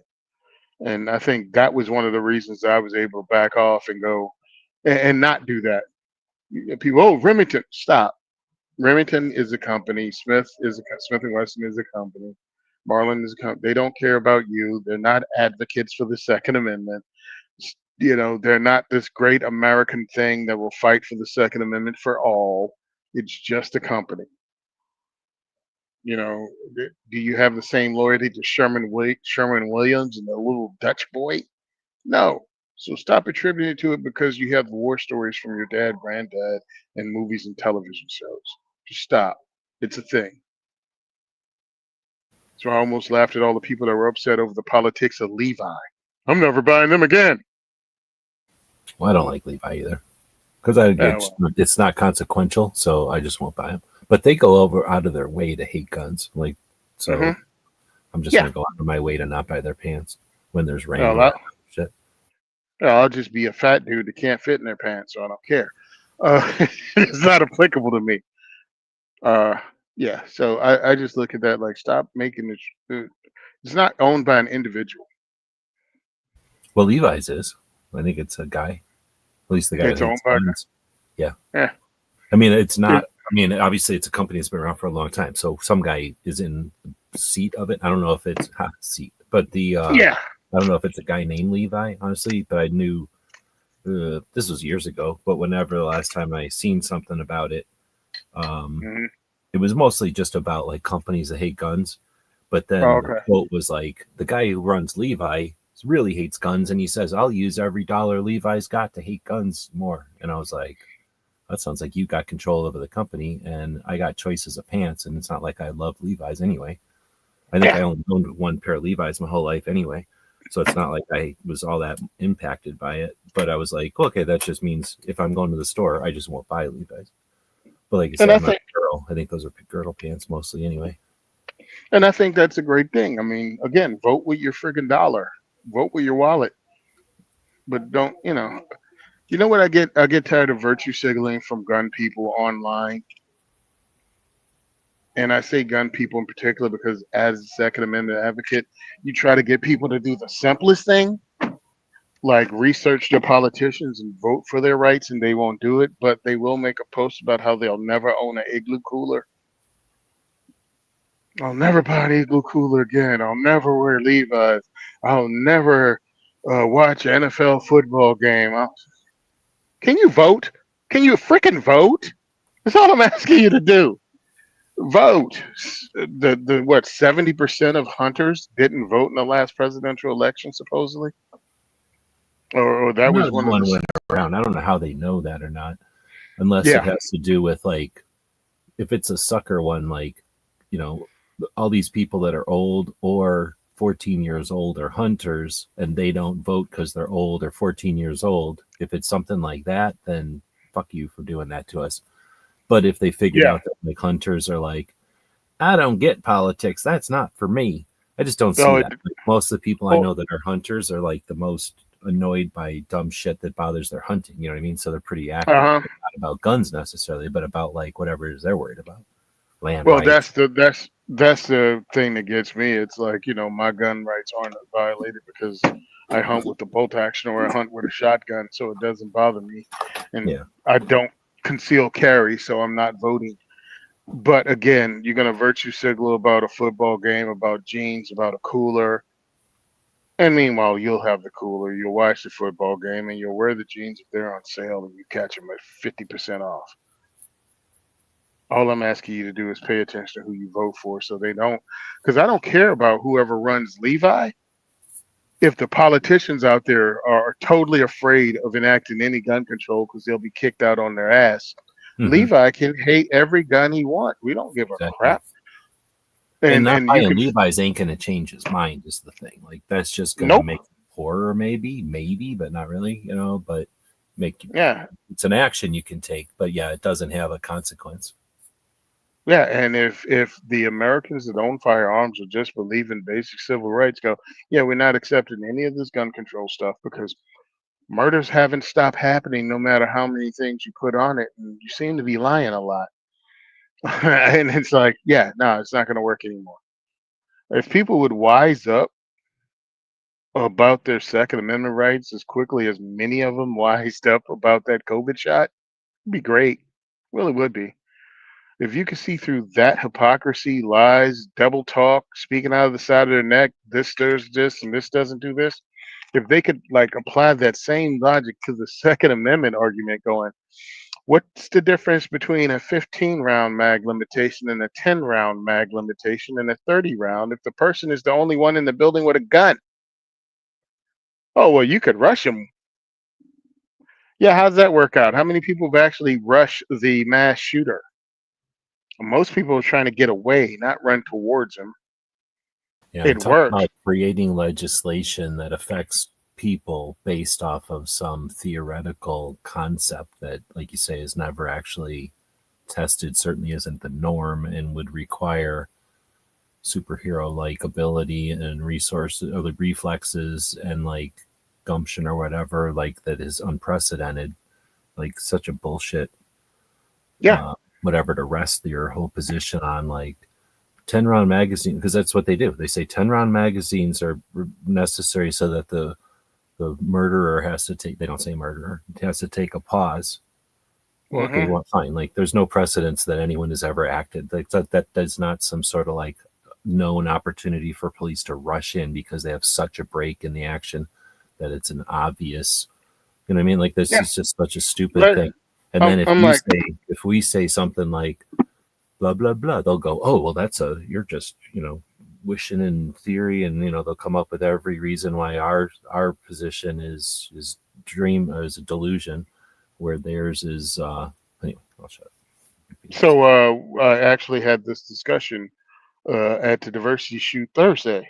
We had a diversity shoot at We Shoot in Lakewood, New Jersey, and we had a lot of new people. And two of the gentlemen were asking us questions afterwards, like, well, I mean, how do you think we should stop school shooting? And you know, I was like, well, one, school shootings are very complex. The reason they're happening isn't just one thing; it's a lot of things. I was like, but one thing that people do is avoid going to places where they know they may get killed. So arm teachers that choose to be armed. Yeah, but I mean, the teachers I know won't do it. Well, every teacher does not have to do it. Every teacher isn't built to do it. Every freaking concealed carrier really might not have every concealed carrier doesn't have the same mentality they can take a life. They might have gone through the training, but they haven't made up their mind that they can actually do this. So teachers are no different. I've trained teachers in handguns, rifles, shotguns. I've trained teachers with that. They're no different than any other human being. I was like, but you put up a sign going, our teachers are armed to save the lives of our students.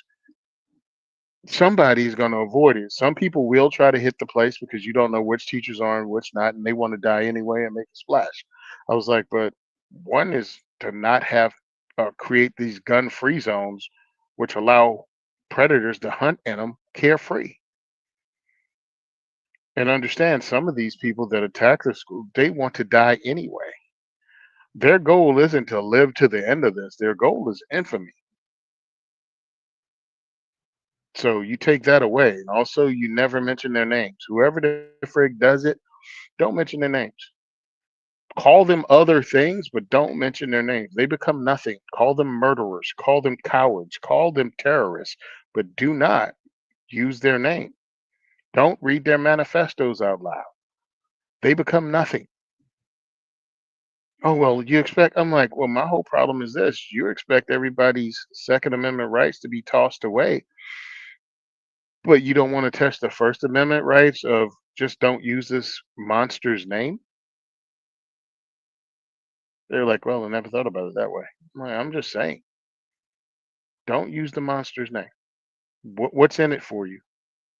To be the first news network that says the person's name?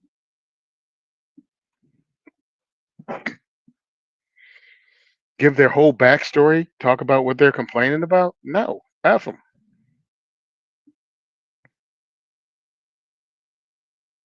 No, I think it's actually much worse than that, because they know that they're not going to, that there's no, what's the word? Like, there's no gain. There's a momentary, like very temporary gain, if any, for being the Mm-hmm. first to report on something. They're all Yep. obligated to report on something. So the worst part about it is that when there is when there's an atrocity, a murderer decides to do what the media has instructed them to do, Mm-hmm. at the place with the thing, and when that Mm-hmm. happens, they report on it as if it's a matter of course. Like, okay, we expected this to happen for our agenda. It has now happened. The murderer has done it.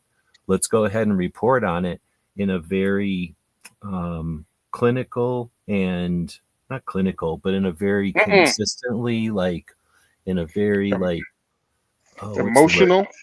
Well, in a similar way than we always do. Like we're just going to do the same uniform reporting because this is simply another brick in the wall of our massive agenda. The individuals don't matter, the situation doesn't matter, but it's another fucking brick against what we hate. And that's the Yep. part that I think is even worse is that they're fake tears. Like they're not tears from that side ever, No. because it gives them as emotional, as quote unquote emotional as they are. They don't actually have emotions. They have tactics and strategies, and they're exploiting the emotions of others. Now their viewers might have emotions, but the Yep. organizers of the shit don't have emotions, and they're using it as, like I'm saying, bricks in their agenda, because it's really just another like necessary thing that we've organized, we've created, and now once it's eventually happened, we can add it to our accomplishments, and then still have more ambition. Like we haven't built the wall, we're just building the wall, and it's lives and rights that are laying waste Well, to it. every part of the active shooter thing is fuel for their agenda. Right. And if the person is stopped almost immediately, well, it doesn't fuel the agenda, so the story goes away. Armed person stopped on campus. All right, we can't use that other than to say someone had a firearm on campus and this could have happened, and now the story goes away. Oh, well, no, an armed person stopped, an armed civilian stopped. Oh, yeah, we're not talking about that. I will misidentify the armed civilian as a security guard or off-duty police officer. Day 3 will come and maybe say it wasn't. Like it all serves their agenda. And that's why I don't like them. Yep. And that's why it's frustrating, and then we don't have a tactic that understands that and effectively Combats it. Well, I would say there's no way to combat it, because they're just going to keep doing it. But if we can shine a light on it, then essentially we can capitalize on it, or at least we can exploit it or use it to our advantage, instead of them just getting a pass. Because what happens is they do it again and again, they do it over and over, and we go, oh, they did it again, let's ignore it. So they get to keep accruing numbers. Like you're saying, they'll ignore the ones that don't fit their whatever criteria, but then they'll definitely keep the numbers. Like they need the numbers. They'll use the instance as another like brick in their agenda. But yeah, they won't focus on that brick. That's not the brick they're ever going to show the magnifying glass on. They're just going to use the ones that fit with their narratives or whatever at the time. And anyway, yeah. So that's one of the frustrating things, that we don't have a really savvy adversary. We just are very lazy, and we don't have like an ambitious like fight. We're willing to defend ourselves like reflexively when we have to, but then we never like rally the troops and actually end this shit, which we could. And it's not even force, it's just through education. It's just like if everybody got together and open carried like every Tuesday for the next 6 weeks, this would be over, because everyone would go, oh my goodness, guns, oh guns, yeah, guns. Please shut up about guns already. We're not worried about guns. We're not worried about guns. We're worried about Palestine. Like people would worry about something else besides guns as soon as guns got normal in front of them. And also the fact is the audience that we are trying to get politically active, and I don't mean just just the regular civilians. I'm talking about gun people. It's like, wake up, man. Preach loud and preach hard about this. And then, hey, American public, they're doing this again. It's the same tactics. Look, they're gonna say this after this. They're gonna do this after this. Oh no, they don't. They never do it. They did it 6 weeks ago. They did it 12 weeks before that. They did it 8 weeks. Can you like not have the freaking memory of a goldfish, please? Like your news cycle thing. What what helps me is the fact that I don't have a television and I don't watch television. I'm not trying to do it as a flex. It's just that I'm not being hit up with an emergency every night on the news. Oh, this horrible thing is happening and you have to care about it. And then the very next night, this horrible thing is happening. There's never a week without something that I should shudder, be afraid of, and pay attention to, without the breath of going, hey, what happened to that thing 2 weeks ago that was really important? Where is that? How was that resolved? When did we cure COVID? All right. When did COVID get cured? When did we hit whatever bullcrap number that you were telling us about? Um, well, what is it? The war in Ukraine is over? Like is that done? Because I'm not seeing it every single night. Are we done blowing up friggin' cigarette boats in Venezuela? Because I'm just jumping in and out of things that I saw as news stories.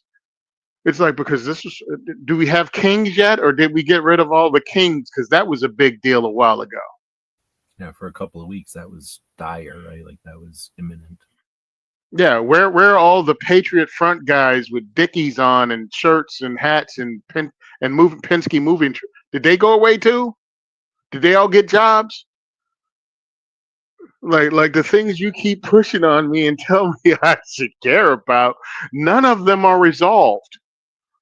Thank God that the Epstein Island thing is just so salacious that it won't go away. I'm like, but shouldn't we hold on to either everything or nothing, like we held on to Epstein Island? It's like that's what they're hating. They couldn't get us to stop paying attention to that when that didn't happen. Both sides were trying to get us to ignore that. I think I had to laugh because I forgot who it was. It was some comedian. They were talking about stealing, and they were like, when you hear about someone stealing from a government program or a politician stealing from a government program, like for welfare, homelessness, it's always a Democrat. But when you hear a politician getting kickbacks from the defense industry or the pharmaceutical industry, it's always a Republican. But it seems like when you hear about somebody, sexual assault, underage prostitution, anything like that, seems to be a bipartisan issue. That's what I It was was going like, to say yeah, too, is that whenever this thing, whatever the conclusion of this whole files thing is, or when it is, or whatever, once there's some awareness of what's going on with whatever they're trying to not release or something, or cover or uncover, whatever the words are, I agree. It's going to be on both sides, right? And then the question is, sorry, I had to sneeze right and say, question okay. is, and then I had to sneeze twice, so I muted. Then the question would be like, I do not believe that we're so weak and that we need leaders so much that if our leaders are fallible that we would all crumble. I suspect just like every other time our leaders have proven themselves to be less than necessary or expected, we just disregard them and move on, and then eventually come up with some other person to act as a leader, because I don't even like calling them leaders, like, to act as a position of What? representation in our They're system. not leaders. They're Right. representatives, and we can find someone else to represent us. You're not Right. if we can replace the frickin' president every 4 years, in Every 4 theory. years. Yeah. Yeah, what the hell does it need to have a congressperson that's been around for 50? Get the hell out. It ain't that hard, bro. Your job is not that difficult. You're a representative. So I like to Somehow, see, like, how's this, bro? This tells me how complicated that effing job is. We had the Civil War, 1865. Freed slaves became senators within 4 years. It was illegal for them to read. Don't tell me, don't tell me your job as a senator is so complicated to be there. You're effective and can get stuff done. no, I think that's sort of the gig too, is Slaves to were not need to be some sort of expert. Like if you're an expert, great, but that doesn't necessarily make you better for the job, because your job is just to represent the people. So it's all about the yeah, people or want. And if they want something that's wrong or not smart, guess what? You're voting for something that's wrong or not smart, because that's what they wanted. And they didn't. yeah. Right, You don't can think our go. Hey system's guys, like representative to teach us or to lead us. Their job is to fucking vote for us, basically, like pull a lever do according to what what we we. say. Yeah, Right. according to what we want, not what they The, want, the, not the, what the bad deals most they that pull. we give them is the ability to go, hey, look, everybody, there's 100 of you. 70 of you are asking for this, or maybe 60 of you are asking for this. 50 of you are, no, how does that work? 40 of you are asking for this. 40 of you are asking for this. 20 of you haven't said shit. That's where we're at. So quit acting like, like if that's about the most I want from a representative, is to like give us clarity on ourselves. and then Mm-hmm. to follow through on what we decide. So ideally, the best one would go, hey, let's figure it out here, and then I will take whatever we come up with to the next level. But you know what I mean? Like, what we end Yeah, up with is probably one that goes, oh, it's 40 and 40. I'm going to jump on board with this 40, fuck the other 40, and the 20 in the middle are the ones we're going to use to fuck with them.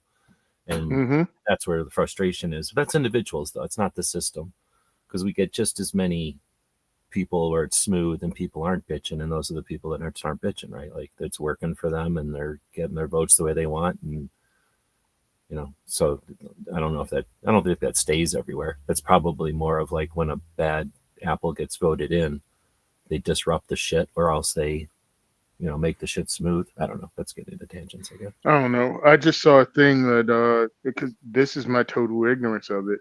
Marjorie Taylor Greene has resigned. Oh, really? Uh, Is yeah, she's pro-Trump or anti-Trump? well, she was Republican, and I guess she pushed back against something Trump said, Okay. and caught a bunch of heat. And everybody's like, "Oh, they're getting rid of her." Some people are pro. I'm like, Marjorie Taylor Greene, AOC, the crew, or the Covent, or whatever you called all those chicks, Democratic chicks that were just around saying extreme things.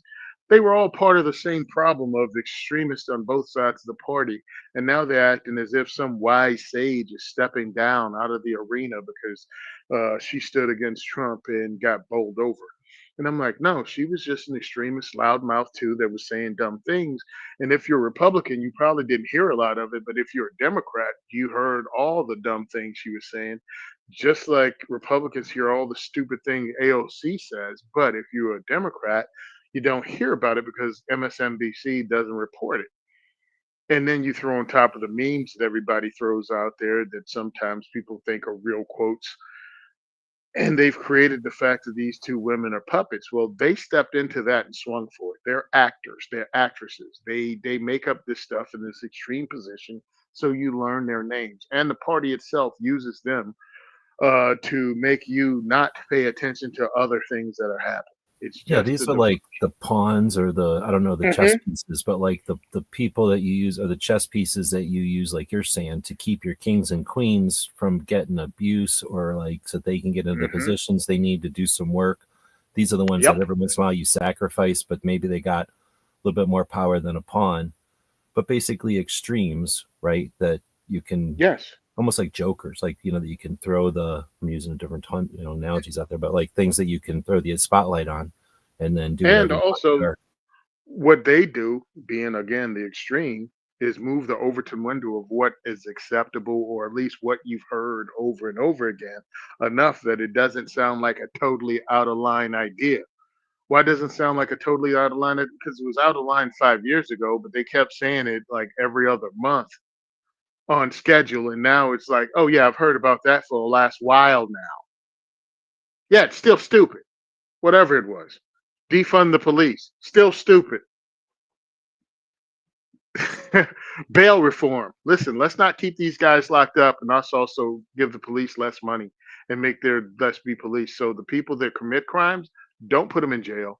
And the people that arrest people and put them in jail, let's get rid of those people. And let's change the laws so you don't lock the people up that did bad things. Oh yeah, and let's disarm people because they're dangerous. What? And that didn't work out, huh? That crime's up. Hmm. Imagine. Oh, now in the major cities, crimes are so bad that now you're deploying the National Guard to help the police that you defunded. But the same side that defunded the police don't want the National Guard to stop the crime that was created because they defund. It seems like both parties are working to not only destabilize the government, but bring in more government and have you cheer for it.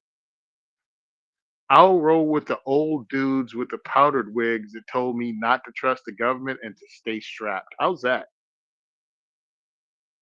Oh, Uh, speaking of that, have you paid any attention to the Ken Burns American Revolution documentary? Or yeah, I no, guess sir. you know what I'm talking about, though. No, I don't. What is it? So Ken Burns, the guy from director of these documentaries from all of Hmm. long time. He did I don't even know how many parts. I thought it was 3 parts, but I'm finding out it's like way more than that. So like a 10-hour documentary on the American Revolution. Mm-hmm. And so it's on PBS. You can just watch it on the PBS website, and it's just free to watch. And there's no Nice. commercials. It's pretty decent. It's well produced. It's sort of like if somebody's reading an audiobook. Peter Coyote is mostly the narrator.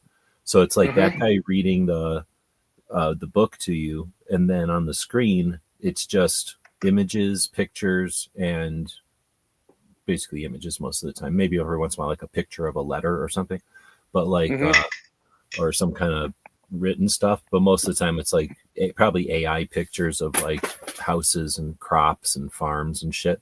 So it's not the most amazing documentary I've ever seen, but it's Mm-hmm. interesting, and it's long. Holy crap, is it long? So I've listened to 3 of them because I there's nothing to watch. Like I say, it's just Mm-hmm. moving pictures on the screen. There's barely any video or anything. Every once in a while, they might have a person on the screen where they're interviewing, and it's the kind of thing where they probably interviewed 30 people for this. So every time they cut to somebody, it's like a different expert or historian or whatever. Mm-hmm. And it's kind of interesting, like, if you've never experienced or gone to history class or something for the American history, or what is it, American Revolution. I'm trying to Mm-hmm. remember from school like how long the American Revolution would have been, but it was probably like fucking weeks or something. So it was like just a lot to cover. And at school, it was boring as hell because you have to read a book and then you have a teacher tell you shit. Maybe there was a film strip or something, but most of the time you're just looking at pictures and reading books and having to memorize all this shit, knowing there's going to be a test about the dates and stupid shit. So I just remember it being a chore, like a labor. And this Wow. was a little bit better, like because I don't have a test at the end and I'm not being graded on it, but also it was more entertaining, I guess. But so I listened to Gizzard Gary. He said he was watching it. And he was having a good chance. He liked it. And then I'm like, all right. And then I'm like, I'm probably gonna watch it. And then I was on Substack reading my blog or something, or responses to my blog or something, and somebody else had written a thing like, "This is the worst documentary I've ever seen." So I was reading that guy's complaining about the documentary, and I was like, interesting. So this guy's like, they hate Washington. They won't say anything nice about Washington without saying 3 bad things about Washington, and this and that. And I was like, oh, okay. So now I'm seeing that there's not just there's not just positive reviews of this thing. So I started watching it. I watched 3 hours, 6 hours of it, 3 episodes, and I thought I was done. But evidently there's like 4 more or something. There's a bunch more. Um, I'm not going to watch any more of it though. I didn't really like it. I do agree with the person who said that it was anti. It seems like it's from the English point of view, honestly. Like it makes it seem like the Americans were like a bunch of people that just booked over here because we didn't like paying taxes, and then got upset about paying like a fraction of the taxes that England was paying and started a war. And I'm like, that's not how I've heard it before. So Gizzard Well, it's says all listen to more and it gets more involved, but I got sick of it. well. There's a couple of things because I'm listening to what you're saying now. How it was taught where I'm from is different because I'm from Virginia. I'm from Southern Virginia. I'm from where this was founded. I'm from where the forefathers came from, whose homes we could see on a day trip at school. You know what I'm saying? So we went more into it because it's identifiable in places near us. Battles were fought near us, around us. So it was more interesting to me. Other kids it weren't. But when you can walk outside, like on your way to school, and you're passing signs that says, Washington March here, and it's on your way to school, it was more interesting to me. So to listen to somebody who's negative on Washington, that pretty much, in my opinion, just that one little thing that you said doesn't make any sense. They wanted to make him king. They wanted to make him king of America. That's how much they love Washington. He ran twice only because they wouldn't leave him the hell alone. So yeah, so any Washington hatred, much after he became commander, and especially after he won, it's stupid, a lie, or at least something that somebody's trying to do from a different perspective. And you know what? I don't Oh care no, about no. those perspectives. I don't think it. I don't mean. I didn't mean to say like at the time people hated Washington. I'm saying the people that Ken Burns and the people that wrote this thing don't like Washington. Like they Yeah, that's what just I'm saying. talking shit about Washington all the time.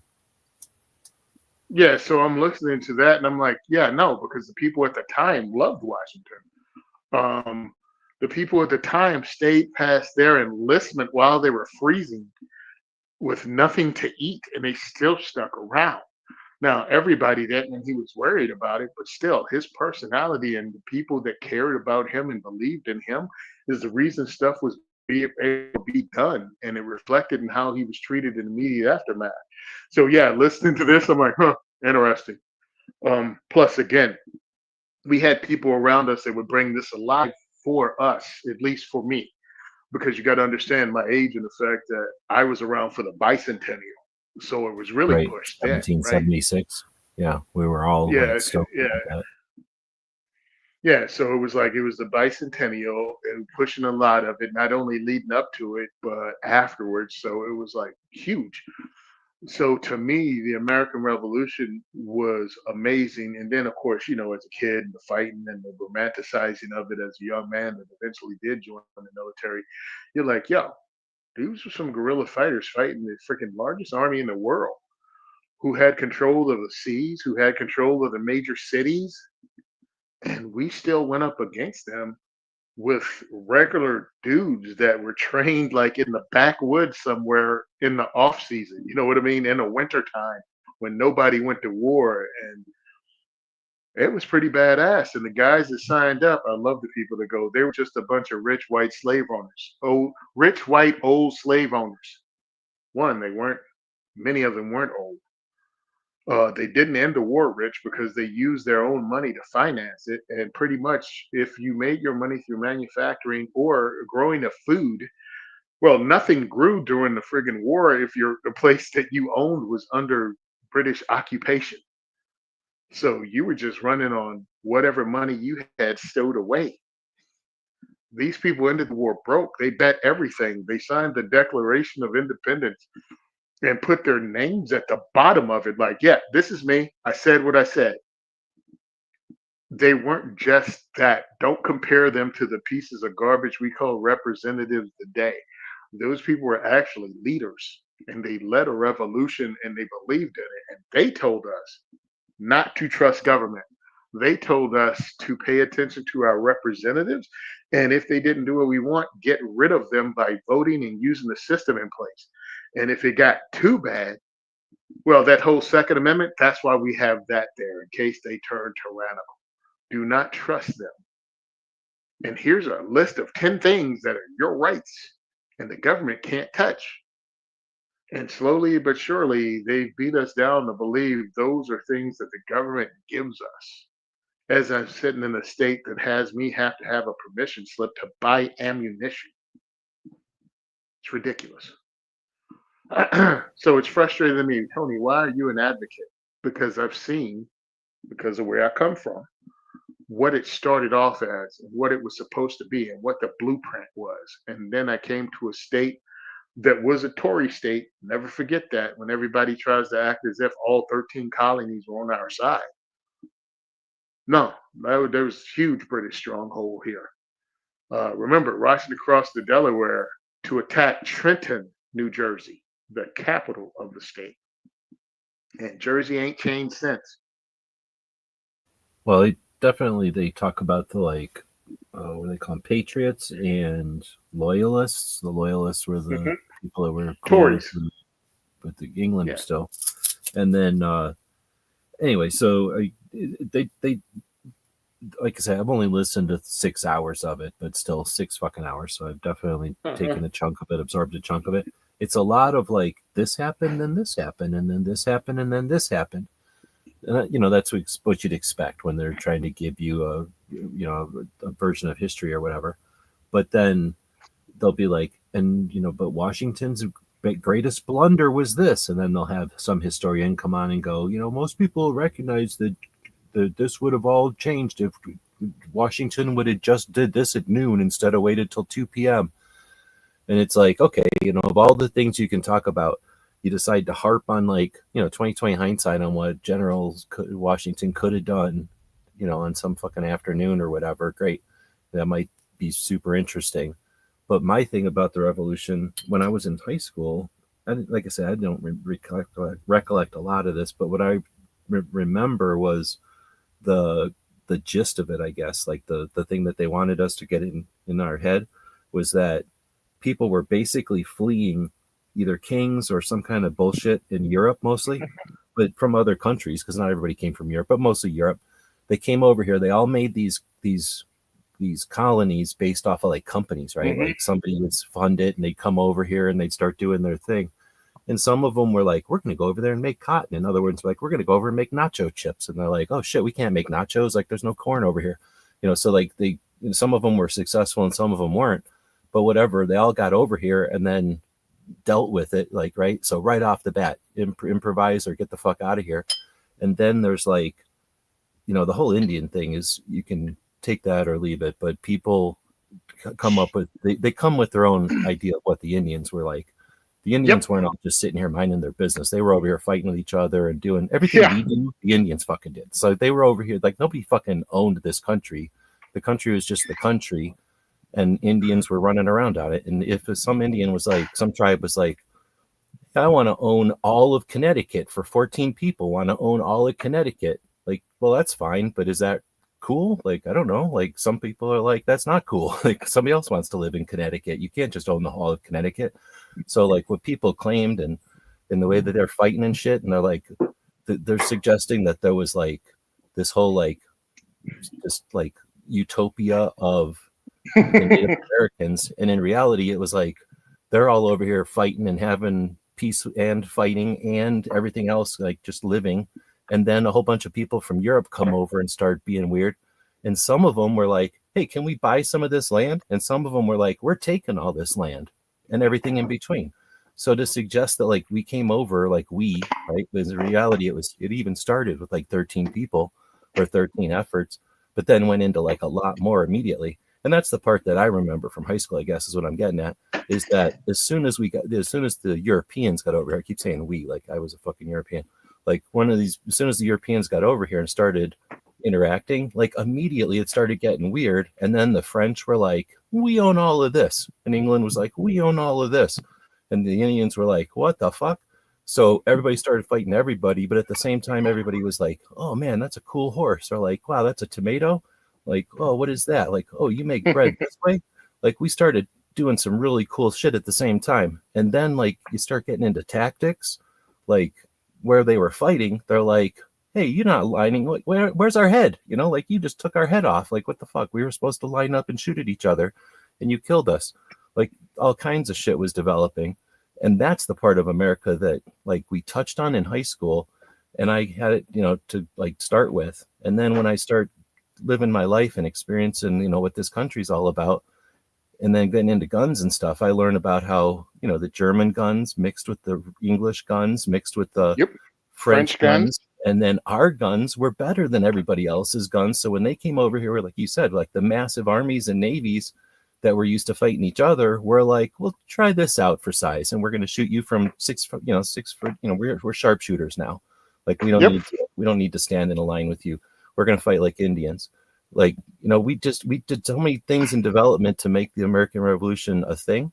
And all they did in this show was go, and then General Washington went to here, and then his army followed him here. And like the most boring of lectures, when it could have been like, hey, let's talk about how like all the religion, like all the religions, I don't know what happened. I don't follow religion other than there was like, Christianity, then there was Judaism or something, then there was Muslim, and then there was Protestant, right?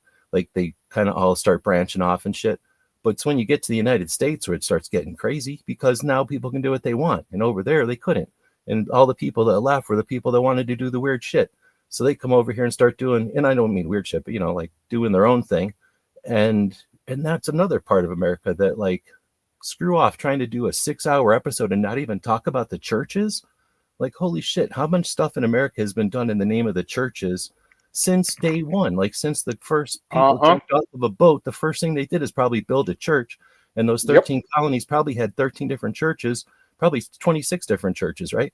And like, how Yep. can you do 6 hours and not talk about the religion of the United States? And it's not my favorite thing, but it's certainly a part of, like, a massive element. And then you allow 13 people to do their own thing with religion, or 13 groups of people to do their own thing with religion. You're going to get 26 religions in no time, and then you're going to get 46, right? You're going to get all these blends, and then screw the rest of the world, where they're like, you have to listen to Pope this, or you have to listen to Queen this. And we're like, we'll do what we want. How about that? And we're going to win everything. And we start winning capitalism. We start winning everything. Like, we start winning food, right? We start winning. I think when episode 2 or something, when we're starting to kind of get fights with the England trying to tax us or whatever, we're like, you know what? Let's not use English fashion anymore. Let's just create American fashion. And like, all these people just decide, yeah, let's just make our own fashion. Like, why don't you talk about that besides more than 5 minutes out of a 6-hour episode or whatever? Like, there's just so many things that make America unique, and how we started stuff, and he just doesn't cover any of it. And that's what was disappointing. I was hoping that in 2025 we get more than like a lecture on the battle, order of, the first 2 years of the war or whatever it was. Well, nobody seems to try to explain the American way of life. They all want to shame us on the American way of life and never give us credit for the fact that the reason you have your way of life in your little shit country, wherever you're from, it's probably because America saved your ass at some time, because without American exceptionalism, because we refuse to listen to other people, we will push back when you tell us no, we say yes. We have a history of that and then winning with it. We have an independence streak because we never had a king after we got rid of the jackass at the end of the Revolutionary War. We didn't have a king. We explored. Our exploration and going from sea to shining sea took a totally different personality, and regular people were doing it. It wasn't just explorers. It was your aunt. It was, the third son who knew he wouldn't inherit a damn thing, going, hey, there's 500 acres I could have if I could just get completely across the country. So I'll grab all my shit and walk. And we did it. And those people were 4 or 5 generations ago, and that's it. Like, you have photos of those human beings. Those are in many people in America's family tree, and it's in our history, and it's in our entertainment. And when you have listen to people poo-poo that American spirit and try to downplay it, I look at where it came from, and I'm like, oh, you guys are repeating the term American exceptionalism because it came from Putin. Fuck you. Why would I listen to a dude that was in the KGB and rules over his own people and tries to poo-poo the spirit of America? This country's freaking awesome, and good or bad, every country has it. But you know what America's done? Turn that crap around. And me, as someone who was born as the first generation of Black American, born with the exact same rights as a white person post 1968, matter of fact, 55 years ago today, born with those rights, are not going to give them away or be shamed by some asshole who will accept a foreign government giving you a term that you freaking repeat. F you, America, bitch. Eagle scream. Hell yeah. No, exactly. And that, I didn't know that he came up with that term. That's interesting. Yeah, yeah.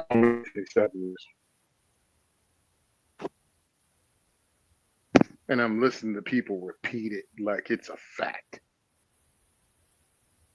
Idiot. There we go. I was looking for a new Woods to put it in here somewhere. But yeah, happy birthday.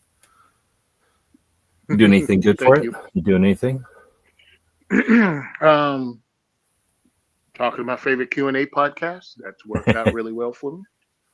I have the podcast tonight. Clover's going to be on. They're going to be talking about YouTube gun content creators. Oh, is that tonight? You can work with you. Yeah, we're going to be talking about that tonight. Not going to be live. We recorded. It'll be posted probably Tuesday. That's when we usually get it up unless something happens. What else am I doing? I don't know. I'm probably going to go and get something to eat before we kick that podcast off at 9 Eastern Standard Time. So I'm just going to get something to eat. I'm sitting here chilling, drinking a Michelob Ultra Zero non-alcohol beer. And enjoying my day. I might smoke a cigar. I'm real low key with my birthday. Plus, my wife's not here. I usually forget. I don't have anybody to tell me, so I'll usually somebody will say like, "Hey, wasn't it your birthday?" I'm like, "Oh yeah, it was." But good to hear you're another year older. Always good to get Yeah, around the sun another time. man. Brooke Cheney just called me. And I kicked her to voicemail. um, what else? We'll Yeah, be it's the weekend. we'll be knocking over to her, or we'll be recommending you join her show after this. It won't be for another number of hours, but this show will link you to Brooke's show. She does the focus on mental health every week. Used to be called Suicide Prevention Saturday, but you can't talk about suicide in any way, shape, or form on YouTube because while its algorithms can see a gun while you're in a live show and knock you off air, it can't understand that there is reason to talk about suicide that isn't negative. And Brooke is the only one who's consistently putting something out there to talk about that. Mental health, meaning, basically normalizing the conversation about mental health the same way, we might talk about a broken leg or I don't know, like getting poked in the ear with a sharp stick or something. We don't have a problem talking about that. But, if we're talking about how we're feeling, and you're talking about emotions, take that out of, do that offline or, touchy feely or I don't know how to react. And, it's to our disadvantage. We'd be better off if we, as a community, as just people, we're better able to talk about that stuff. I don't think is that we hear a lot about agendas and concern about what's the word, like some people trying to collaborate against us or something. I don't think there was any like agenda that made it what's the word, like uncool to talk about mental health. I just don't know why we Oh have an no, aversion in society of talking about mental health. because it's not tough. You stick through it. You barrel through it. You put your head down and you get over it because you got things to do because you're a man. But I And mean, anytime, but do you think that in like, I'm thinking like the 20s and 30s, was it like there was an awareness of mental health and and your answer was, screw that, I'm going to muscle through it? I no, suspect it was, we didn't even know about stuff. And we were like, I don't know why I'm feeling like this, but fuck it. I'm not supposed to feel like this. I better drink or something. Right. no, I really feel, and this is just me. Remember, I'm totally uneducated on this as a formal thing. But I look at how people talked about the mentally ill and what was mental illness, and it covered everything that society didn't feel was normal. I mean, everything from depression to masturbation to wanting to have sex outside of marriage. Like everything was like, oh, it's because they're crazy. Like if you don't conform with anything and you have any weird ideas that are unacceptable, it's because you're crazy. And it was shameful to the point that even if leaders were crazy, they hid it from people or they locked them up or they had them killed or they really controlled the access to them. So you never knew they were Fruit Loops. And I mean, including being gay, like all of it was mental health. So I think that's just the thing we here in America, again, as people that normal people did heroic shit and was promoted, you didn't want people to know about the dark side of that, even for normal folks. So you just buckle down, and if you got a problem, go to the bar and drink, pass out, and be fine with it. Shut up, Mm-hmm. and Like and just you're put supposed to. everything in this big pile, call it mental health or whatever, and then just throw everything in that pile and shut up about it. Yeah, and then I mean, even freaking in the core when I was there, dude, if you had, yeah, go talk to someone. If you don't, they don't really want you to talk to someone because if you talk to someone, they got to do something about it. And that something about it's going on your record. You can forget about ever being promoted, and they might even turn down your reenlistment. So if you have a problem and you're drinking because you're depressed, stop drinking. Can we work on the depression part? Yeah, just don't get caught with another DUI and you can't drink while you're on duty. So nothing was actually done to promote getting help at all. And if you asked for help, that meant you were weak. And that still goes on, and stop acting like it doesn't. And I ain't talking to you in particular, but I'm talking to society as a whole. When they go, oh yeah, we have a 1-800 number that if the cops depressed, it's called cop to cop, and you can shut up. You people talk more than washerwomen. If you call and you're depressed, that word's gonna get around so fast that so and so has an issue, so and so has a problem, and even if it doesn't, the perception is that it will.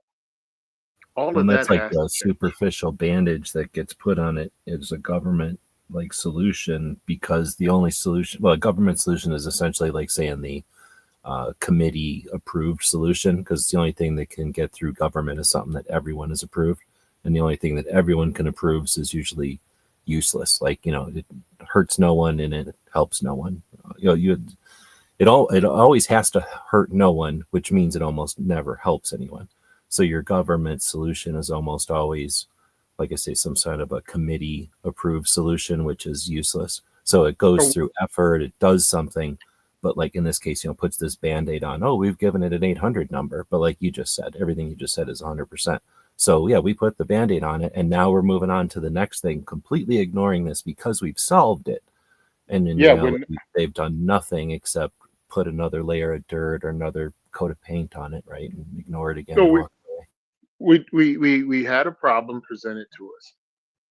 We worked our asses off to come up with a watered down compromise that may not even have answered the question that we were talking about, but we have a consensus, and that's more important in solving the problem. All right, next.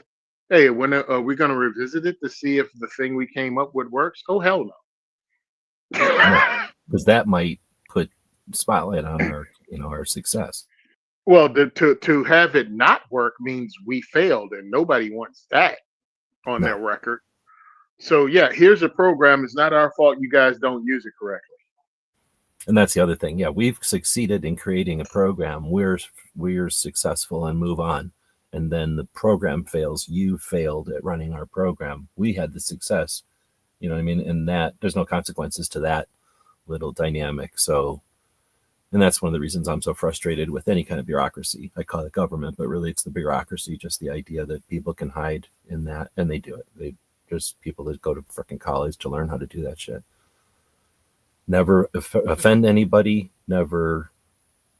basically never accomplish anything, but never offend anybody, and exist an entire career in a public service, and usually get cheered on your way out, like, wow, you didn't piss anybody off for like 30 years in service or something. Like, you're walking away with the biggest retirement ever.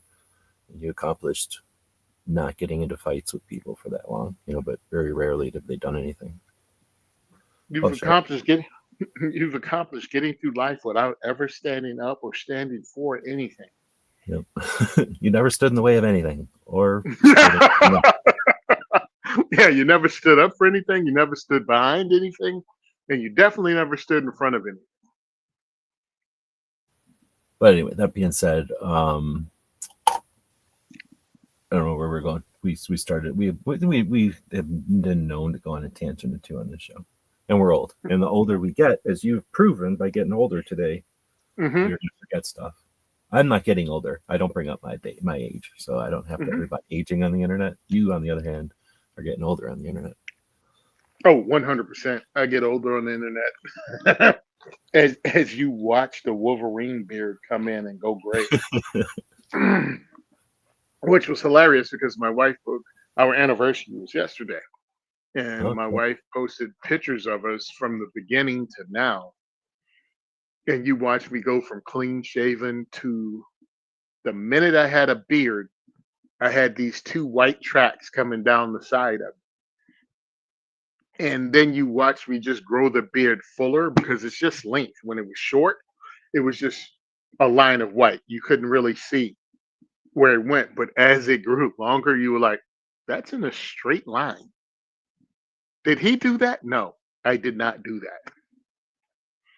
I did not do that at all.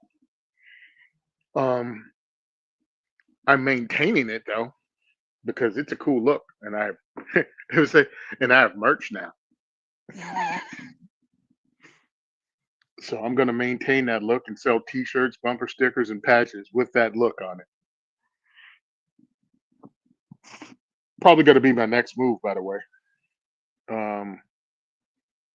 2A4E merch with I don't know, what do we call it? What what do you call the logo of me? Well, I'm drawing a blank. I know there's a name for it though, or a couple of things you could say. Yeah, so I think that's pretty cool to have that and to be able to put it on and it be as part of 2A4E that you don't have to have you don't have to have a firearm. My thing is that's why I wanted my logo to look like it is, or even the name of what it is. It's not gun freedom. It's not guns for everyone. Shout out to Edgar. It's not women for gun rights. Shout out to Diana Mueller, whose birthday is tomorrow. Um, it's none of that. It's just the second is for everyone, and the official name of the charitable organization is the Second Amendment is for everyone. And now you can have that on gear. You can have it on a shirt. The second is for everyone, or just 2A4E as a logo is something you can support what we do, and you don't have to have the conversation if you don't want to have the conversation. But I'm also thinking about making gear with actual firearms on it that you can have that conversation because someone went, "Hey, is that an M16A4 on your shirt?" Why, yes, it is. I've got going off on a tangent again. I've got an idea for something to make merch a little, like patches at least a little cheaper. Hats too, I suppose. Actually, hats too. But I just needed to be able to get a workshop put together. But as soon as I can get a workshop put together, I think we can play around, at least with prototyping. Maybe not mass production, but prototyping and like small runs of stuff. We'll see what my concept comes out as. I think I've seen the final product before, but not knowing, I'm assuming, and I'm going to try to emulate what I think they're doing.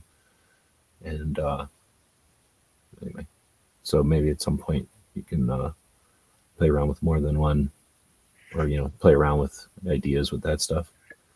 Just like anything, thumbnails or like titles on videos or something, like there's never any way to know ahead of time what's going to be successful. So ideally you'd have like 4 different designs or something of a logo or a design or something, and then you'd put it out there and see which one sells, and then double down on that one.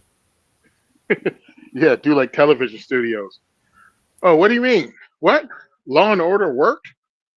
All right, cool. Let's do that 20 times. What? Oh yeah, like CSI. Name the town. Yeah. CSI. We'll never run out of CSIs. Why? We'll never run out of towns. Law and Order. Let's do that. NCIS. Let's do it here. Let's do it there. Let's go back in the past and do it there. Hey, I got this new idea. Is it about Law and Order? No. Is it about CSI? No. Is it about space travel? No. Then I don't care. For a while there, that's all there was. What was that? Like it seemed like for a while there, that's literally all there was. All there is. Hey, we got a new show from Dick Wolf. Oh, let me guess. It's about cops. It's about cops. Yeah. How'd you guess? Because every show from Dick Wolf is about cops. I'd like to see a great show about guys that frickin' I don't know. I was trying to think of something funny. It's like guys that work at a pizzeria.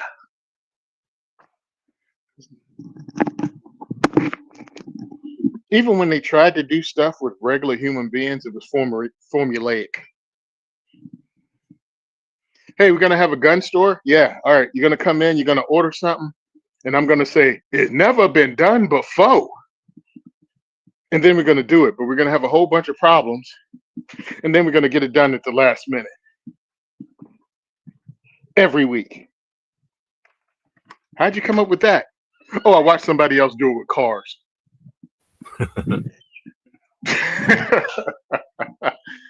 Yeah, but that's crazy. Can you apply it with anything? I don't know. Turn on Home and Garden Network. They do it with houses like 18 times a day. Yeah, we got to flip this house. What? Yeah, we're going to get it. We're going to buy it. We're going to flip it. Well, How are we gonna play that off? It takes months to do it. Yeah, it's called editing, dude. We're gonna do 3 houses a show. People will never figure out that we've dragged this crap out. And we're only gonna have one problem per episode. Have you ever done any contracting work, dude? We have a problem every day. Yeah, that's too much. We can't have that. Anybody have any problem getting a permit? Nope, not on this show.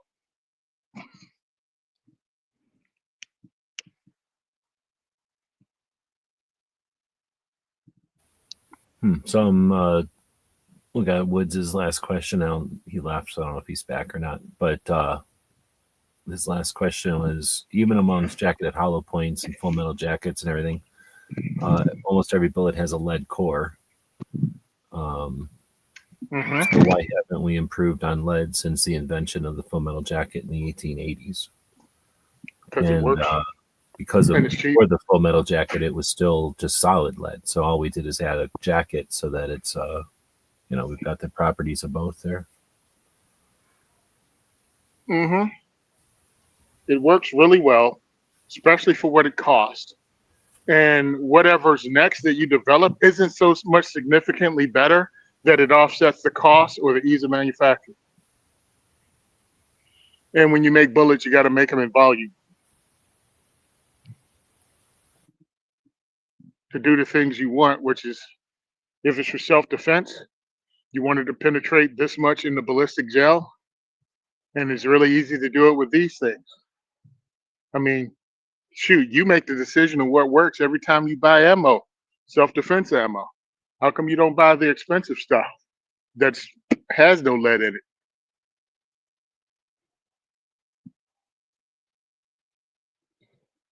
Because the cheaper thing works just as well, and is what the military, excuse me, not the military, but law enforcement in your area, so they adopted because of cost.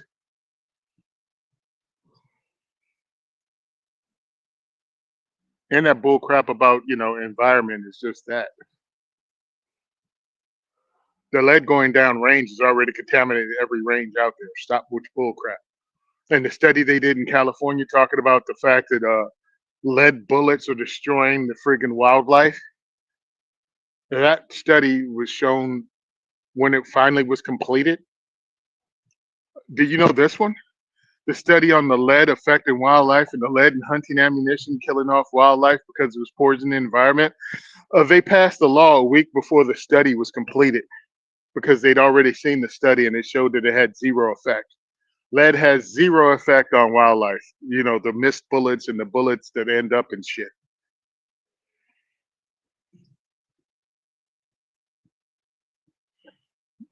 The professors that testified to what they knew at the time, well, they actually had completed the study because the study was published a week later.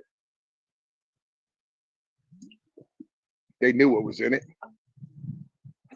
but they worded it in such a way that they didn't have to admit it. So you've been on Gun Owners Radio before. They have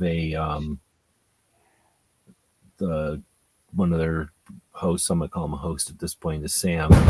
Holy shit, that scared the crap out of me. Did you hear that? Yeah. Damn. Sam is their historian guy, I guess you could say. He does the quiz at the end of the shows.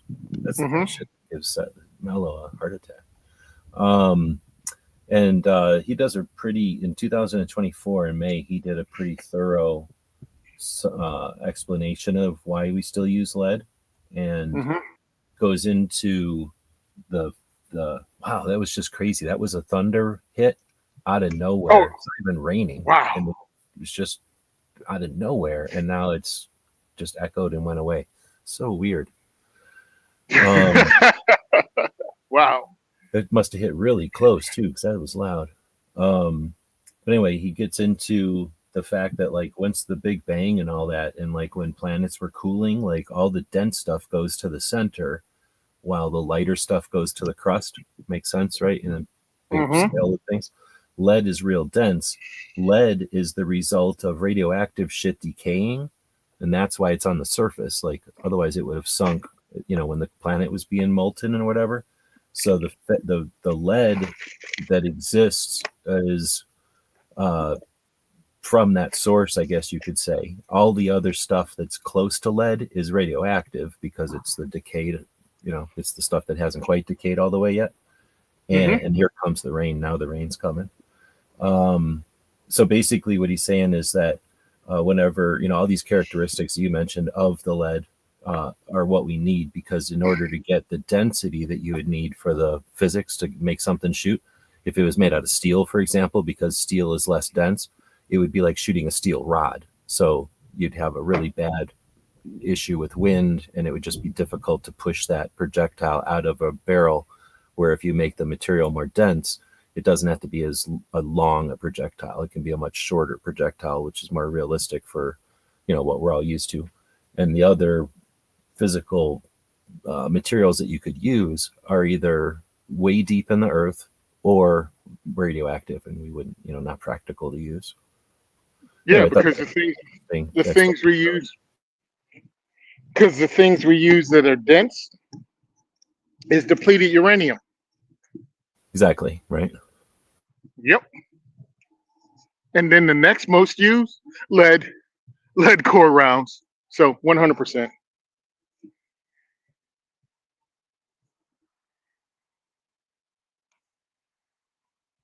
You ever heard of the Fat Electrician? Huh? No.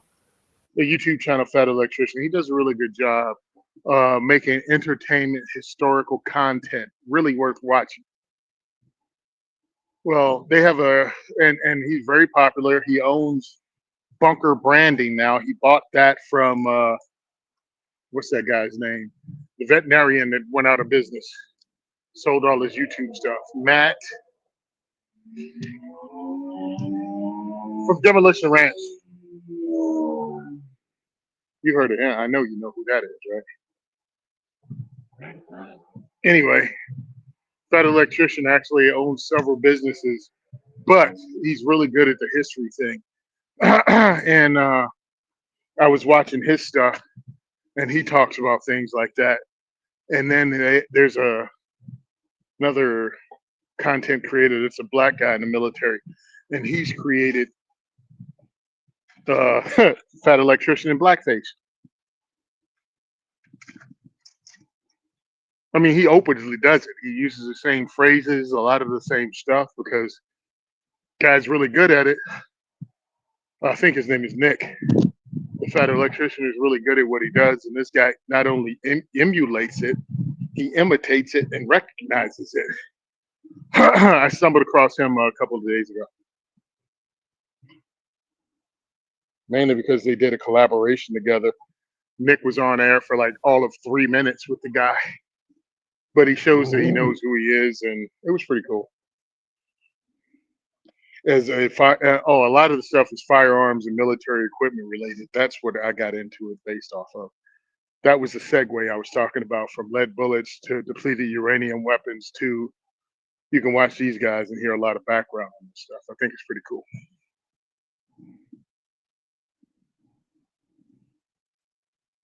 Did the lightning get him? He's still there? Oh, I guess he's gone. All right, cool. I'll carry the show. Obviously, the lightning revisited and took G-Webs out. So now, welcome to the Tony Show. Brace yourself. One of the things I'm going to try to get done in the next week or before December 1st is relaunch the Second is for Everyone the Second is for Everyone podcast. I have about 20 interviews that I did at NRA this year. And I did them with one of the guys. I forgot his real name, but he has a YouTube channel, That Ain't Bad. He does trick shots and really cool shots. And he just did a 1,020-yard shot with a 9mm handgun. YouTube channel name is That Ain't Bad. I interviewed him. I interviewed a couple of authors, some trainers. That sounds like CGI. CGI. I interviewed. He did a 1,000. I think it was 1,020 yards because Jerry Micklick did 1,000 yards. What else? Oh, I interviewed Pete Brownell for probably an hour and ask him questions he's never been asked before, mainly because I'm me and I just had a conversation with a guy I thought was interesting. I didn't try to do it with, oh, I'm going to kiss up to Pete Brownells and ask him what new guns they have out. Matter of fact, I didn't ask about one damn product Brownells made the entire conversation. Mainly because I wanted to know what it was like to be him. Think about it. He's third generation Brownells. What's that like? What kind of pressure is that? Especially when America got more and more anti-gun as Brownells got older. So you start out with Grandpa that has a catalog and he's selling stuff out of a store. Then the father steps it up, and then all of a sudden Pete takes over and he tries to fight back by joining the NRA and becoming its president for 5 freaking minutes. He looks at that place and go, y'all are effed up. I'm out. Was that him or his dad? That was him? Mm-hmm. Okay. Yeah, Pete was the president of NRA for like 7.5 seconds. I'm sure if they did a freaking portrait of him, the ink wouldn't dry before he quit. Well, that was a pretty quick succession. That was with Oliver North was one of them. And Yep. there was a number of people in between, like, I think they'd alternate between like famous and like just regular people never heard of, like some judge or something. Well, what happened is they got in because they thought they could make it. Understand. I don't like what happened, but I really believe some of the people that were in charge of the NRA are actually Second Amendment advocates. And they got in and they saw what a tangled web we weave when we try to deceive, that they were like, yeah, there's no way you're going to un-F this with the people you have in place. And to get rid of the people you have in place, you got to play a whole lot of politics for a job that really doesn't pay for the time, the energy, and all the crap you got to go through to get this right and right this ship. And they're doing that in a time and place. And when he was doing that, it was not a world where the gun community or anybody else, but the gun community was what matters, the gun community would not have accepted or taken the challenge or like seen it as a worthy effort. They would have either taken it for, if he would have won, best case scenario, he got in there, he affected change, NRA was immediately better, 100% his influence. They would have taken it for granted and not given a shit. Like, oh, that was easy. Of course it was going to happen. And if he got somewhere in the middle, they would have gone, see? And if he didn't do shit, they wouldn't have cared at all. So there was, in the world he was in, there was only loss to do anything. And I'm not saying that's a pass or that, I thought it was weak that he did it and left, whatever. But, I don't know nothing about him. I'm just looking at it from afar. And I was upset that the NRA was failing, and I would have, but whatever, it doesn't matter. Like I say, like it doesn't matter for shit. So but he's whatever. Go ahead. With what I know from conversations I not only had, and you will hear the entire conversation I had with him, including people stopping by the booth to say hello. I'm not editing any of that shit out because I feel it was part of what it was. But conversations that I had with him, conversations that I had with board members from the NRA, listening to that. I told you about the 6 episode podcast I listened to about the NRA. Listen to all those people.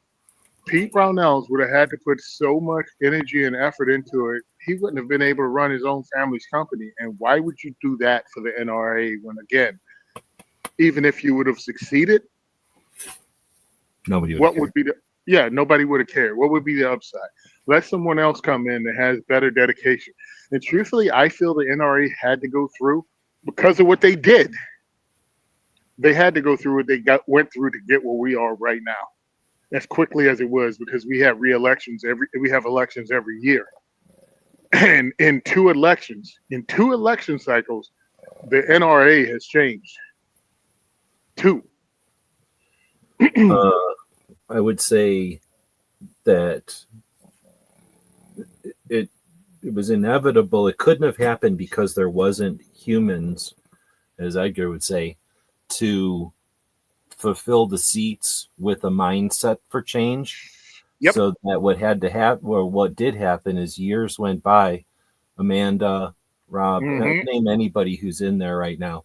they all experienced their versions of the world, and then now are taking that experience and decided, I'm running for NRA board. And and luckily at the same time as everybody else, like for us, luckily at the same time as everybody else, so that they can affect reform. But in other words, there wasn't people to jump on the board to be reformists back then. So even if, you know what I mean, like even if there would have been a reception, even if there would have been, even if the board would have been receptive to that, there wasn't human beings to do that yet, Nope. because that hadn't, that perspective hadn't become a thing. But Also, anyway, the it's almost like knowledge of what time was cut. the knowledge of what was actually happening wasn't out with all the board.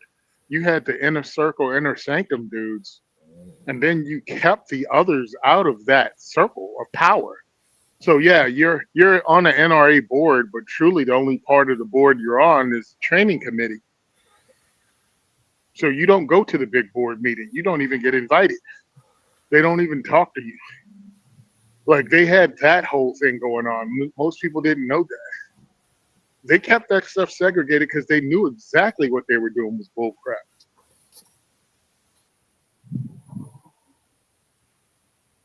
Now I'm not saying every board member didn't know or they're all innocent or they didn't go with the status quo. But if there's 76 board members and like, let's just say 60 of them is part of the junta, what are you gonna do? So you're gonna stand up? All right, cool. Or you go, you know what? This thing is effed up.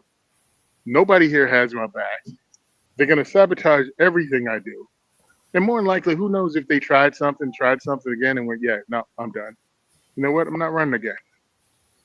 Or because you have to be nominated by the same people you're fighting against, by the way. He just won't nominate you to run again. A lot of things happen. So anyway, I think the NRA is changing. I don't think it's perfect. I don't think it ever will be perfect because come on, get real. But I think they're in the right direction. I think it will improve over time. I have zero intention of ever being on that damn board because it takes up a hell of a lot of time, and I'm doing something already that I think is more effective for me, the individual, to accomplish and more satisfying. Because I've surrounded myself with amazing people that want to see change. Think about who my friend group is, right? Think about the guys we all know together. You know, you've been in this fight well over a decade, making a difference. People like Michael Sedini, making a difference. People like Brooke, all these people I've met that are grassroots that are working on it and make. Why would I ever leave the company of these people to go hang out with board members who have to come to a consensus of stuff?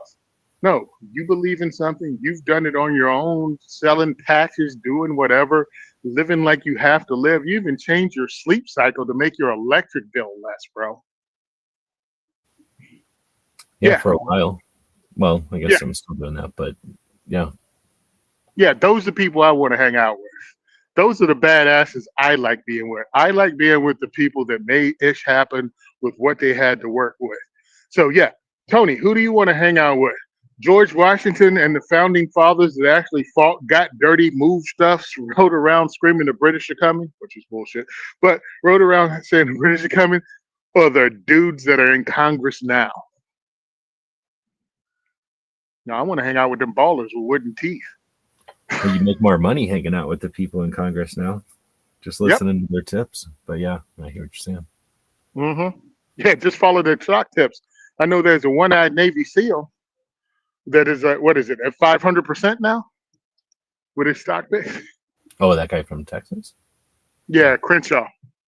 Yeah, he made a good tweet, so people are like, "You should be president." Can you at least look and see what the guy does? He made a solid tweet, and the internet thought he should be president. And I'm like, pretty much to me, Navy SEAL means I got to keep an eye on you. It used to be really cool. Like it used to be like Richard Mashinko Roy Bowen. They did things like founded SEAL Team 1, founded Red Cell, did things, flew around the world, and then you heard about it well after they retired. And now you got this new group of guys that like do two deployments, get out and talk about how awesome they are. And you should read my book and I should run for Congress and you should put me in power. And you don't really know me, but don't worry about it. I was a SEAL. That's all you need to know. And then when the anti-gun bill comes up, they go, well, I was a SEAL, so I know about firearms and no one needs this kind of gun.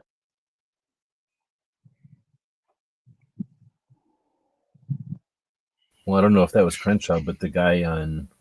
Crenshaw was pro red flag. Well, I'm just saying but that was a while ago. There's a guy on. I think it's Giffords, but it might be Everytown. But they've got some sort of a school, or not school, but gun training thing. And one of their dudes is a SEAL. I think I was looking at your post. You repost, well, Yep. you take pictures and post the pictures of them. I think it was one of theirs. I think it was them through one of your posts, but maybe it was through somebody else. But essentially, it was basically that quote, and it was some SEAL, but it was some new guy who's like on their team as like, I'm going to teach you about guns and gun safety. One thing to do is take all the bullets away and put the guns in a separate locked box, so that because they're so dangerous that they need to be in a separate locked box or whatever. Anyway, then he was like, because I've seen guns on the battlefield and I know. Oh, sporting goods store in West Reading, Pennsylvania, surplus powder. That's called Dixie Gun Works. Well, he was talking about he says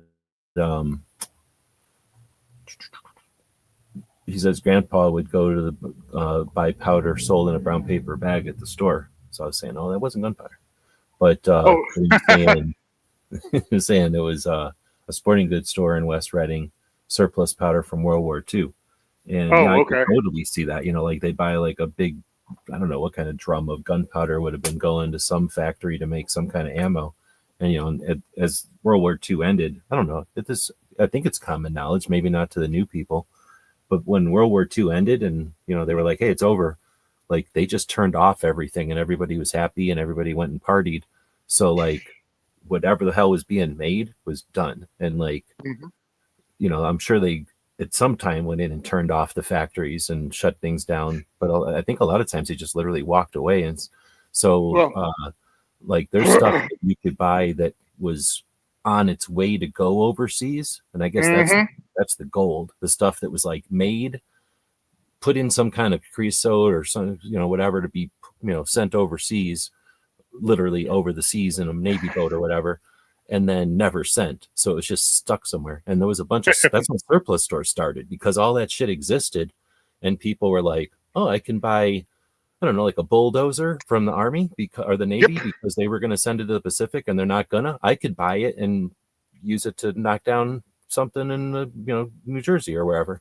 So that's where surplus store started. Is they just bought all the stuff off the military because the military was like, we don't need it anymore. And Singer or somebody was like, we're not making guns anymore. We're going back to sewing machines. So anybody want to buy this crap because we don't want it. What people don't understand is World War II didn't peter off. Like we hit production, we started production in 39 because people saw what was coming and did little things. And of course it got kicked in 42. Everybody like, oh, the 41. No, it happened in December. All right. So it took 42 to people to go, oh shit. All that stuff they were trying to ramp us up for since 39. Yeah, we got to turn this up to an 11. So that took a while. So let's go into 42, 43. We got different models of things. We got to figure out how the war goes. The tanks that were developed at the front of the war, because that's what we were looking at, what was happening in 39. We were building factories to fight the war in 1940. Well, by the time our production got up, it was like, yo, it's 43, dude. That crap we were making, yeah, that Sherman tank gun, isn't that great? All right, cool. We got to do this. We got to make new models, and we got to get more plants online. All right, let's ramp this up. We built like 500,000 quarter-ton trucks of just one type. And we were just getting started, baby. We weren't even at peak production. We were still getting up to peak production. And then they dropped, and then the Germans went down. But you saw that coming. They were starting to pull units back. It was like, Germans getting crushed. Germany's getting crushed. We got to pull people back and we got to get them to Japan because Japan said they'll never surrender. So we got to invade Japan. We're talking about we're landing 1 million troops on there. So we really got to get production of the latest stuff up. We got to get the best airplanes built. We got to get, and then all of a sudden, a couple of days in August, and they quit. So, damn. War's over, dude. We were just getting everything running. We were pushing out these planes. We got 55,000 Sherman tanks. We still got like 4 factories making those. Plus, let's talk about the light tanks and the other stuff. We're all on like an 11 now. We're ramped up. All right, everybody go home, take a break. All right, what are we going to do with all this stuff? I don't know. Yeah, go home, you're fired. But then there was 4 years of, a number of years of rationing and like eat carrots because you can't eat beets, or I don't know what the deal was, but right, like don't sacrifice for the war effort. And then it was like you said, we're all ramped up to build aluminum airplanes, Meduses, but we don't need those anymore. But how many Chevrolets do you want? Like how many toasters do you want? Like, let's go, because we can make those toasters for you. You want refrigerators? Guess what? Everybody gets a refrigerator. We built entire neighborhoods around this plant, bro. Let's make something else. Yeah. And you need jobs? Like, let's do it. What do we need? We need cars. And that's how we went to like this massive industrial, commercialization thing that everybody bitches about. But it's like, we were there. Like, we were ready for it. What do you mean? Why do we have all this industrial? Well, understand, in Europe, a lot of people came from farms, and factory workers were like, what do you call them? Specialists. Well, we're the home of freaking Henry Ford and Samuel Colt. Yeah. You make this one part. Yeah, make this one freaking part. It goes down the line. It gets put together with another. And in Europe, it's like, yeah, you're making this whole assembly. You're hand filing it, making sure it fits. Nuh-uh. It fits good enough. Matter of fact, with the trucks, this is what we'll do. We'll draw pictures on everything to tell you how to fix it. What? Yeah, we'll put pictures on it. We'll give you all the tools. We'll put the tools itself on the truck in the toolbox. So even if you don't have tools, if the truck is there, the tools are there. We got this. It works good enough. It goes down. The driver knows how to fix it. What? Yeah, in other countries that didn't happen. Yeah, we had these things so simple that the driver could do PM and fix simple problems on the vehicle. They didn't have to go to higher maintenance. And then if it went to the back, you had a whole crew putting together, could slap that sucker together, and it still never left the front. That wasn't how other countries' stuff worked. Well, and it's just their mindset. Like, okay, if the vehicle goes down, it's not, then it has to be told to the commander, who then has to report it up to the regional, so they know the status of the vehicles, so that they can make a decision and then tell the regional what to tell the local, to tell the driver what to do next. So yeah, so when the war ended, we had a crap ton of people that knew how to work on cars. We had a crap ton of people that knew how to work on everything from airplanes to ships. So you had this massive amount of talent and building runways, building houses, doing every kind of electronics you can think of. Yeah, that was a hell of a work program. And it educated a crap ton of people, and they were ready to work when they got home. They weren't going back to the farm because, well, you're not needed as much because we got all this awesome farm equipment. You know what I mean? You didn't need this little truck because, well, we're going to sell you some of these millions of freaking bigger trucks and Jeeps and quarter tons and all that crap. And hey, yeah. And if you don't want to buy that, well, we're going to open the factories back up and build trucks too, and cars. And I think that's one of the reasons the M1 carbine got a shitty ass freaking reputation, because they had to sell guns again, and they weren't going to tell you the M1 carbine worked just fine for most civilian needs outside of hunting. No, you need to buy some new stuff, bro. Nobody eats. They suck. And it also shows you how badly they use that gun. Well, my grandpa was with an infantry unit, and he said that thing didn't work out past 150 yards. Well, it wasn't supposed to. It was a replacement for the handgun, which also they gave crappy ass advice on how to shoot. I couldn't hit anything with it. You shouldn't have been able to hit anything with it with the way they were teaching you.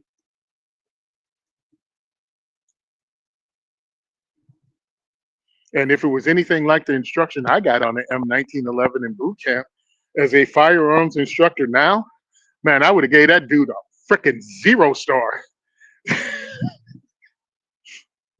If I had to, what do you call it?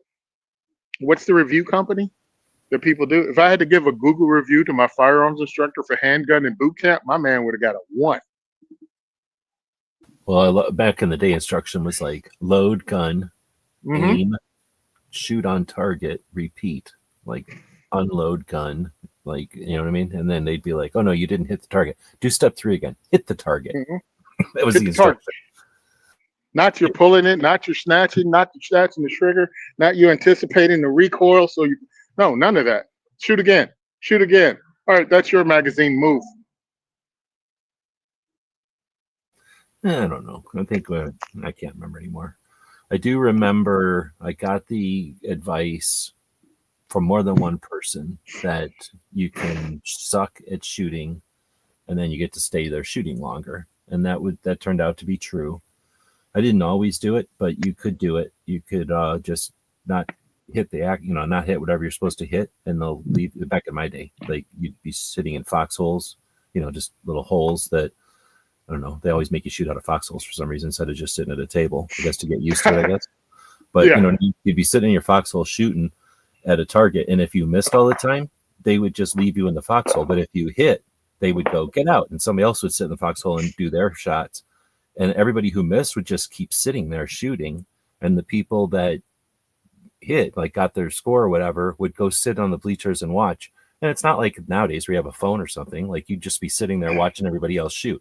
So the advice was just suck until the end and then hit your target when everybody else is finished, so that you're at least shooting the whole time instead of, getting done right away and watching everybody shoot the rest of the afternoon. Sitting on that bench sweating your butt off. Yeah, this is Missouri, right? So fuck that. So I did do that a couple of times, but it is risky because at the same time you're like fucking shooting. They know who's good at shooting or not.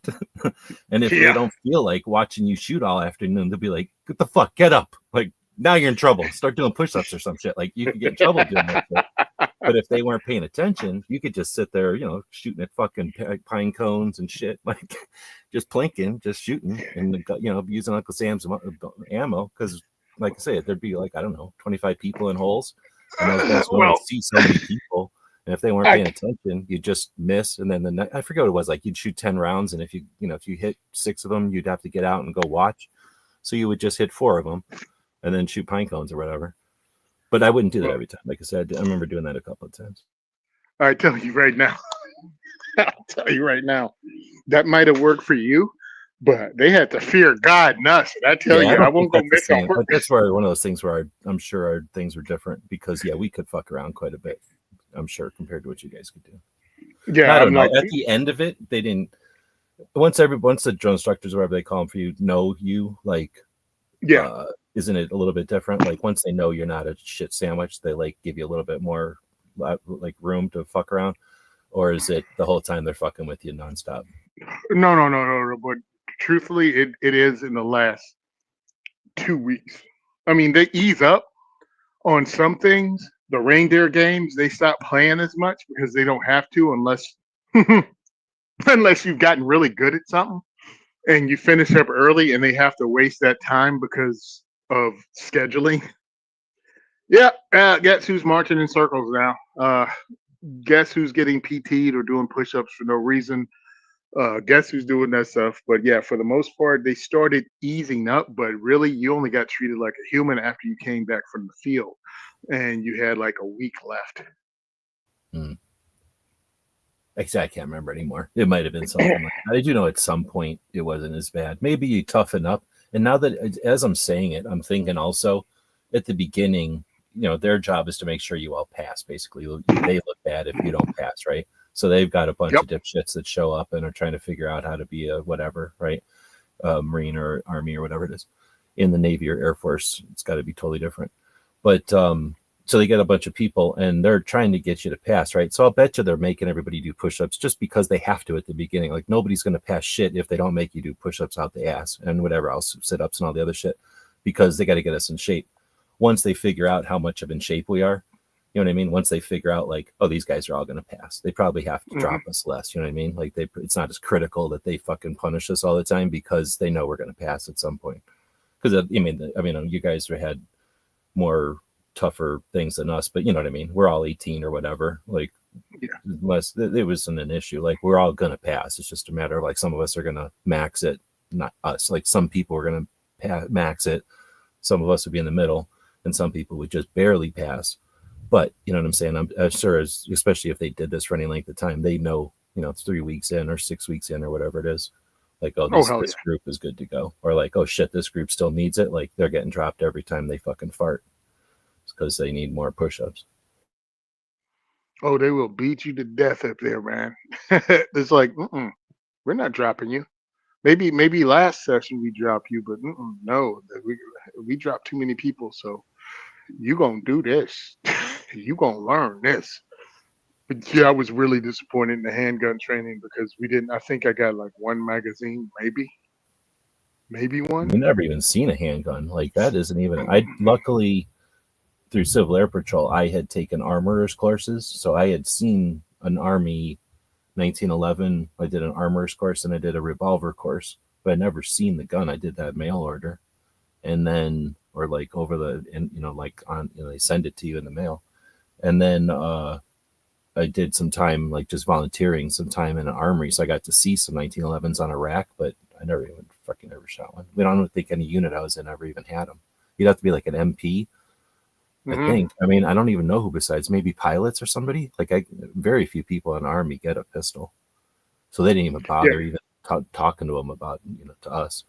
We didn't even see shotguns. Like again, MPs, guards at prisons or something, and I can't think of anybody else who would get a shotgun. Except guards. I think there's only people at Geneva Convention let's have shotguns. I think. Yeah, boomsticks. We didn't get I never touched one while I was in the Corps. I wish I. Well, part of me goes, I wish I had got introduced to fire shotguns. But then when I realized what they did with handguns, I'm like, yeah, you know what? Maybe it's a good thing. It was a good thing because I like shooting shotguns. The boomstick is awesome. I have the 870 that was issued to the Ohio National Guard. I have one of those, and that is sweet.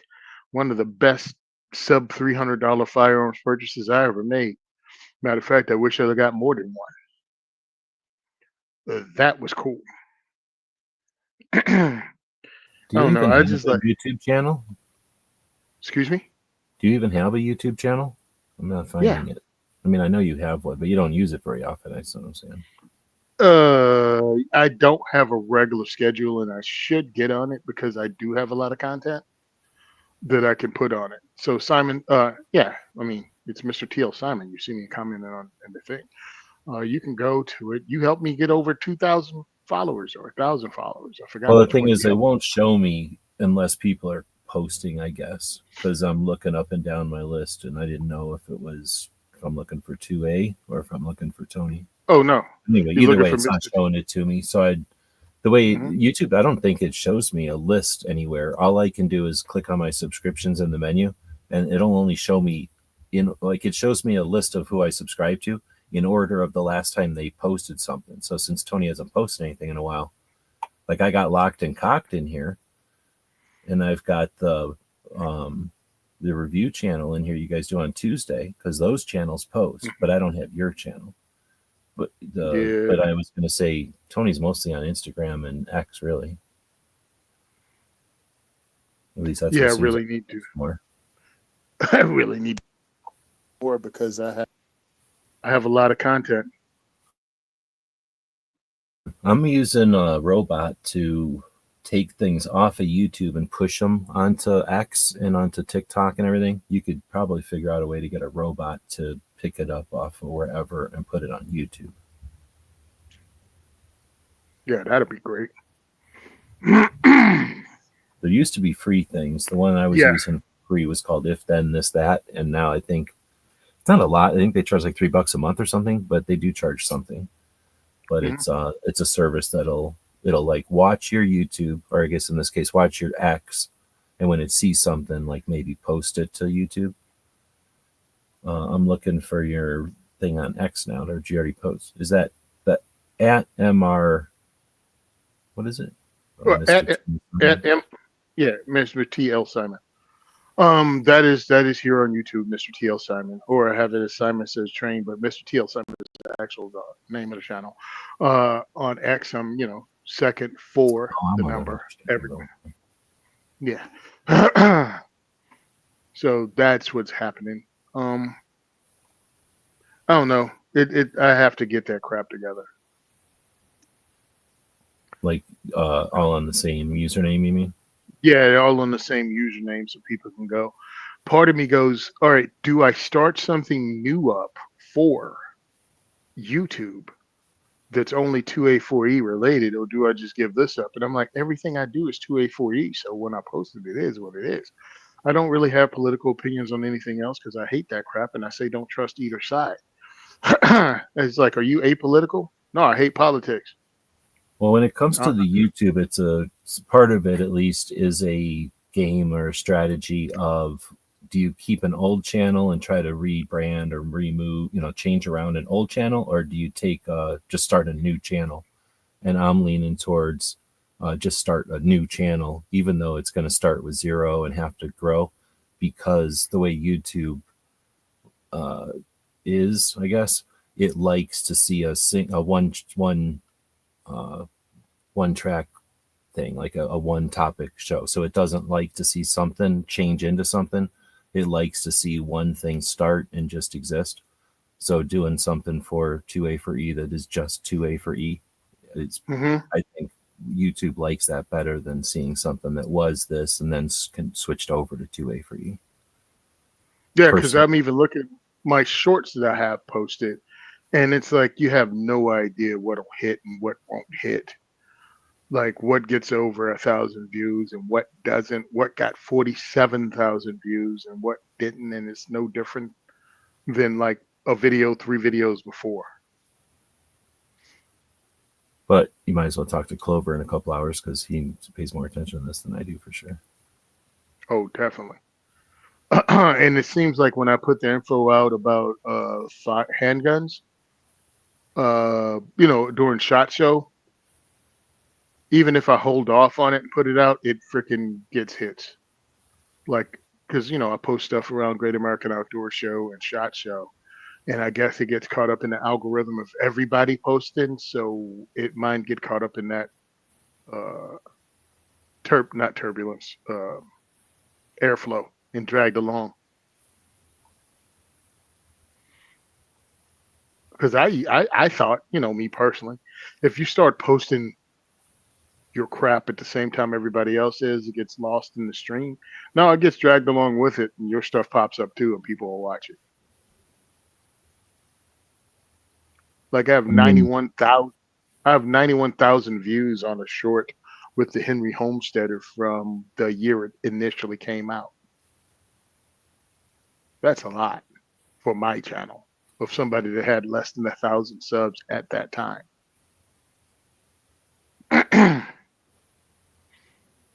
And then some of my stuff got hit with age restriction things. And it's like, it doesn't even make sense. I have a female firing full auto. I have, what's Mitchell's daughter? Lena. I have Lena firing a 50 cal, right? Rapid firing a 50 cal, 18,000 views. The very next one is another female firing full auto at a place in Vegas where she works, 42,000 views. The very next thing is me firing full auto in Pennsylvania, and they hit me with an age restriction. It's like, that's the very next video. The video after that is me doing the mag dump at Train and Learn. Again, the age restriction. Now, the one in Pennsylvania, 1,000 views, age restriction. The very next post is me firing an AR full auto at Train and Learn, age restriction, but 12,000 views. What? And I'm like, that's a lot. Well, the next one after that is my friend Kendra. She's firing a full auto shotgun at Iraqi veteran, age restricted, 51,000 views. I hate this whole freaking thing. The algorithm doesn't make sense. Well, that's what I was going to try to say, is that it's I don't know how to say, like, there's things you can do that tend to work, or that, there's things you can do that tend to get you into trouble, but then there's so many exceptions to the rules that it makes it frustrating and seem like it's like, I still think there There, are rules, but it's also, there's so many exceptions that it's like frustrating as hell. Like, there's definitely, you can't just do one thing and win. I don't think. At least there's some very disciplined things you can do, I guess, but to comply with like the way that the YouTube system works. But anyway, and that involves basically scrutinizing what YouTube does and then trying to feed it exactly what you think it's wanting, which isn't really creating anymore. That's just complying with the logarithm's desires, I guess, or like with, anticipating what the logarithm would like and trying to produce something that would fit into that.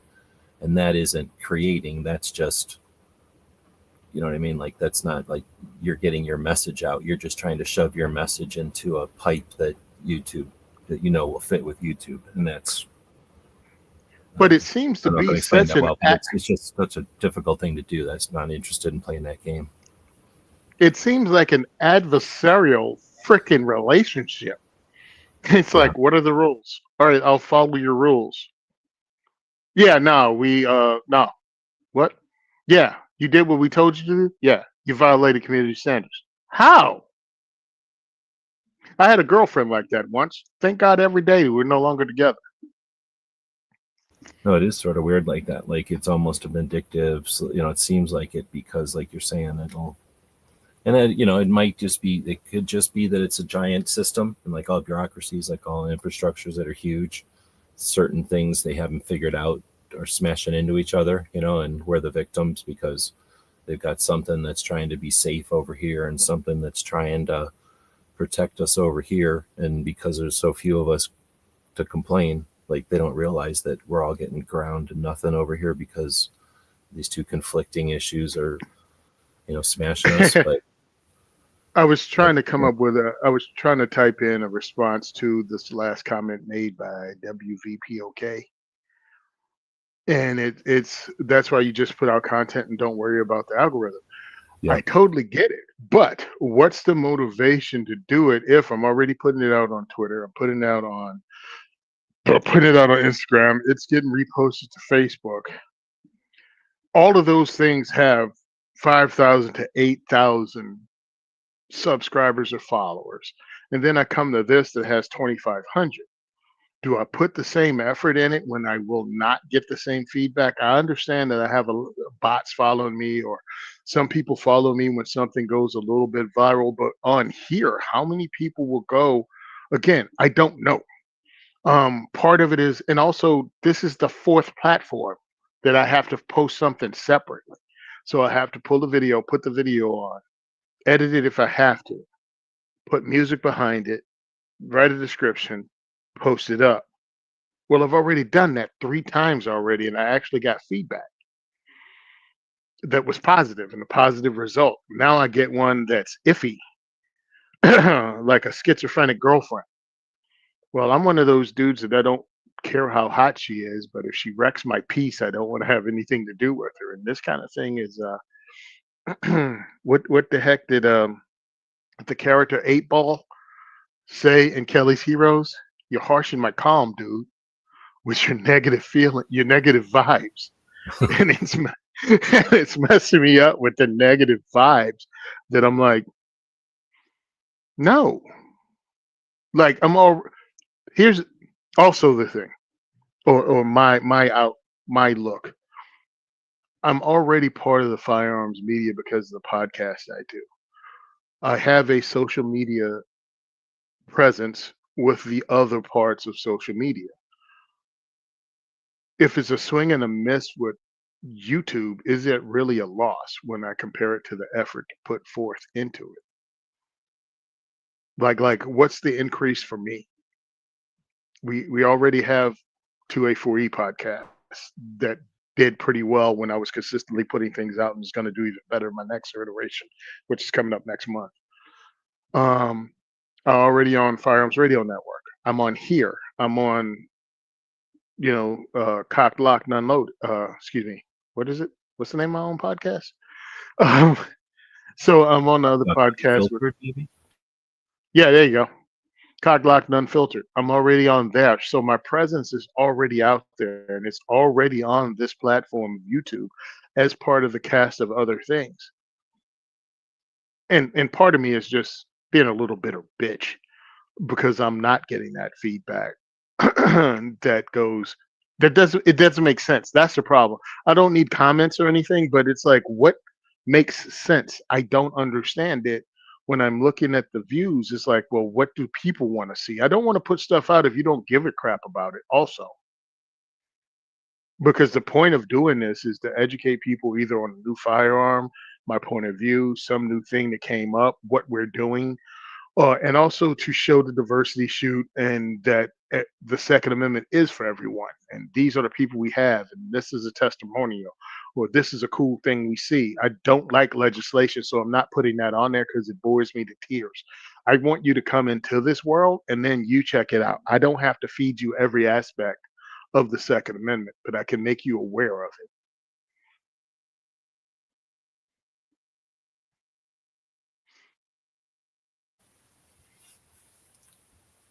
Well, there's what do you call it? Like I say, I think there's a frustration and a lack of like creative control, perhaps. Like saying if you really want to pursue the whatever the platform is, you have to take each platform at that time for its whatever the way that it works and the way that the users of that platform are using it. And you have to Hmm. study that and you have to create content. Like I say, there's a flow or like a way that like shorts, for example, or I don't know what's going on Facebook, but maybe groups, got taken over by pages or something or the other way around. So there's like the way that people are using it. And if you don't adapt to that, if you don't move your message to be in front of where the focus is or where the spotlight is on that platform at the time, that's the problem with I don't want to say problem, but that's the issue with any of these platforms is you have to study them. I mean, X is different than YouTube, is different than Instagram versus all of these. TikTok is totally different. So, and then they'll change over time. So it's not like you can just figure out the recipe and then just do that. You can do that for some amount of time, but then it'll get stale or people will change the way that they use the platform. So that's what Hmm. I'm getting at is you have to spend so much time learning all that stuff that you then have to say, okay, what do I want to do? And where can it be? Like, first, you have to figure out if you really want to succeed, where can I even put this on the platform that it will succeed? Because you can want to put something down all you want, but that doesn't mean it's going to succeed. If you're really good at it, a strategy is to look at the platform and see where are their holes, where is their niches, where is their shelves where I can put something where no one else has, or where it's appropriate or whatever, or where I can get away with it, whatever it is. But where can I put something, or where will I make money? Where will it not get kicked off? Whatever your goal is. And then you have to try to figure out a way to do something to adapt to that. So if I can put something down in the motorcycle niche, okay, so I can do a motorcycles with guns niche. And I can, I figured out that I can do motorcycles on this platform and then I can bring my guns into it. But then how much can you do with motorcycles and guns? You know what I mean? Like you're certainly not going to get into reloading or whatever in that, niche. So like in some ways, I think if you really study the platforms and figure out what the platforms want, I'm using a dumb example perhaps, but you're going to end up having to move or change adapt your content to fit with what you figure out works. And in that case, like I say, I don't think you're really creating anymore. Now you're just, playing games and using your topic or using your content as the medium or the tool, the filler to see if your strategy works or to see if your tactics are working. And, I don't know what your goal would be in that case, but, it's probably either to make money or to get famous or something. You're going to keep Hmm. adapting your message in order to get that goal. And that's where I'm not interested in that route. And because the platforms work that way, I think that's what we end up with is channels that do the clickbaity shit or that do Hmm. only topics that are news, divisive or whatever, because they can succeed either being famous or rich, making Yep. money or getting famous, which is satisfying their reason to do it. But channels that are just trying to like I want to offer my reloading or blah blah blah. It's Hmm. just, there's no interest, nobody has the Yeah. time to try to make that channel succeed. Like it's not easy, so it's going to take all kinds of effort. So it's just never going to happen because no one has the kind of time or effort to put that effort into it. And so when I don't do live stuff, right? Because when I did the 284E podcast through Streaker, it would post automatically to YouTube, and I would get people that listen to it because it's there. I mean, it's there. I was doing it every week. It was showing up, but dozen people, 2 dozen people, I don't even know what the numbers are anymore. But it was putting the information out in a way that was effortless because it was reposted automatically. And it was what I wanted people to hear. And I'm good with that. I guess it's all about the effort. And yeah, maybe I need to look into a bot that would just repost the videos that I post. And that would be the answer for me because coming up with a separate, oh, actually, I did better numbers than I thought. But coming up with a separate strategy is not something I want to do. I just want to spread the word of what we're doing and let people know that you're right. The Second Amendment is for everyone. I host something that does this and shows that. And let's talk about gun stuff from a dude who doesn't care about doing the latest to get famous. You know what I mean? I'm not going to tell you this is the best gun ever because somebody cut me a check, or there's potential of someone cutting me a check, or it's what all the cool kids are doing. Because I never really liked hanging with the cool kids because they were cool. I'd rather do what I do, and that's the way I came up. And it's not because I'm a rebel. It's just because they got on my nerves. It's not like I was that kid in the after school special that was so cool and chilling. It was like, nah, I just didn't want to do that stuff. And like I don't want to tell you every week that this is the latest, greatest, whatever. And you should listen to me because I'm an expert. I'm like, nah, this is my opinion based upon my experience. Check it out. I do some weird stuff. I like getting weird guns. I like shooting black powder revolvers. I like shooting my black powder revolver at ridiculous distances because they think it's cool. I like shooting in military arm competitions where I don't have to run around and LARP, but I can shoot the guns without having to dress up like these people. I dig that. Come join me. There's an on ramp for almost every interest out there if it involves firearms, and I explore a lot of them. Come hang with me or dudes like me somewhere else. A lot of people don't even know that stuff exists. And I've been blessed enough to reach people that I'm able to do that. I'm able to go to a competition where the competition is actually shooting a black powder revolver. The competition is actually shooting guns from television shows. Like, yeah, you want to play the friggin' what's the name of the cop show? What's the name of the first cop show? Dragnet. Yeah, they have a whole category for Dragnet for 5-shot snubbies. And you can compete and it's kind of cool. They have a thing for this or that, or you want to shoot PCC, police combat thing that they used to do back in the day before IPSC was around. You can shoot that. It's freaking fun, and you can do it at your local club with a bunch of old guys like me and older, because those guys have been doing this since the '70s. It's fun. You can participate. You can actually be a 2A advocate and not have to testify at the Capitol every year.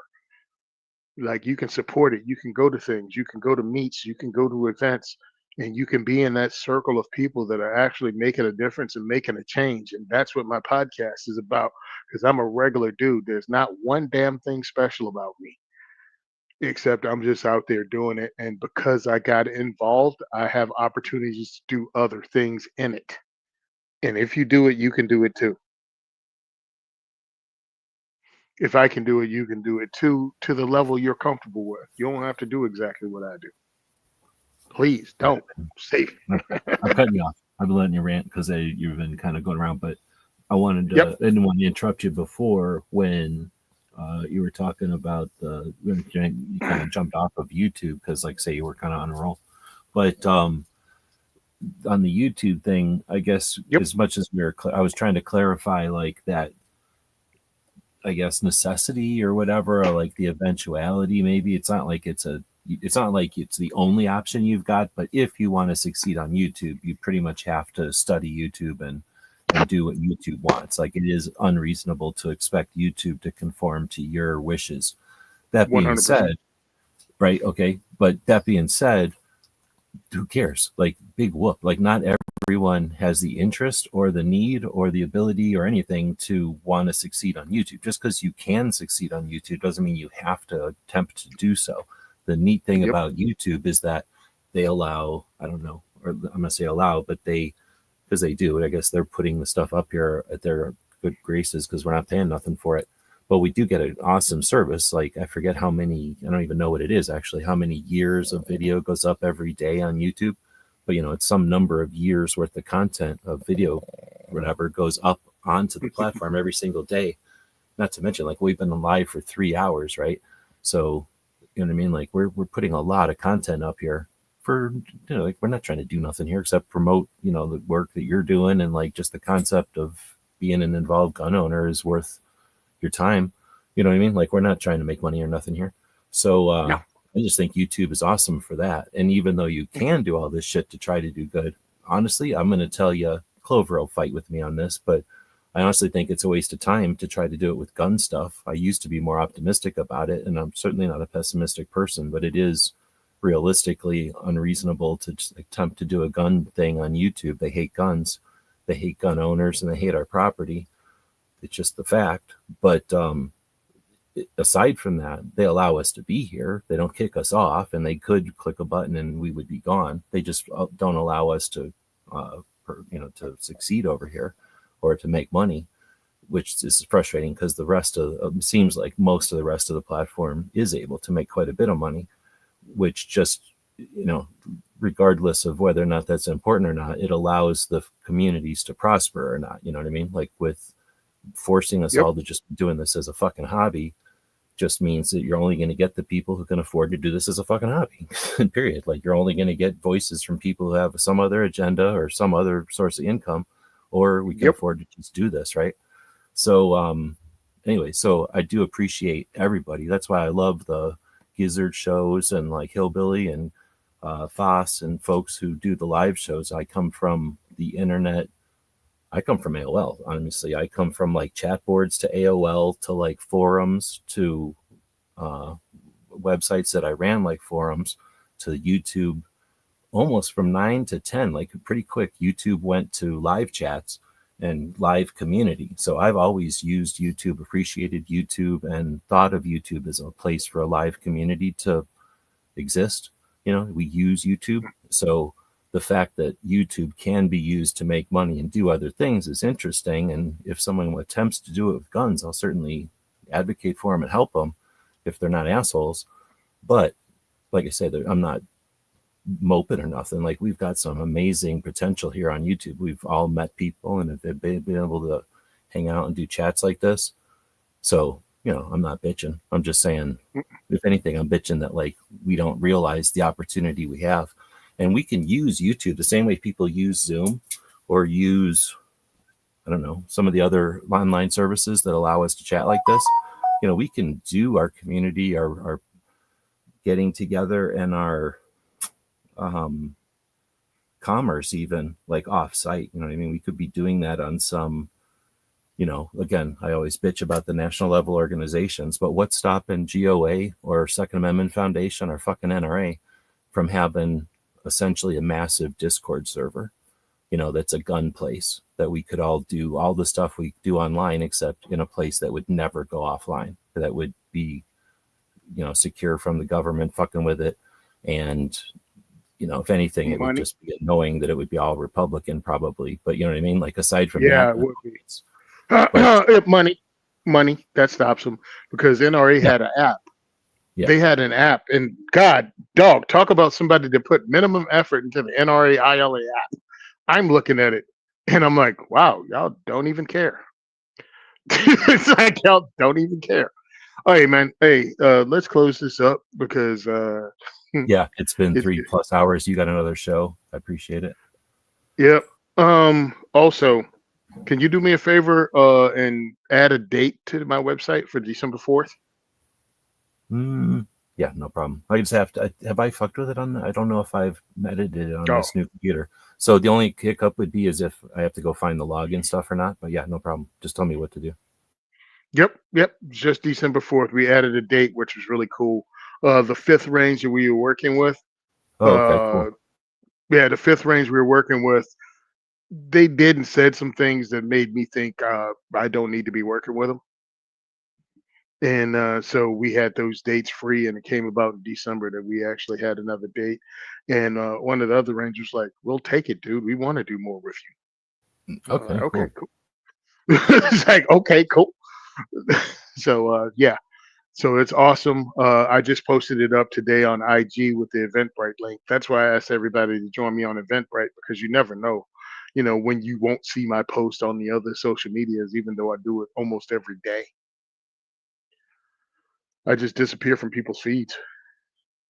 Well, dude, I went over and looked at X for a little while, and it got weird. I was looking at X a week ago, last week, something, and I Hmm. was super stoked. Like I forget what I was doing, and I was like looking at X, and I was talking to somebody either on a live chat or off air or something. And I think it was on off air, maybe in somebody's show. And I was just amazed at how cool X was. Like it was giving me just the most positive, cool shit for a while, like a long time.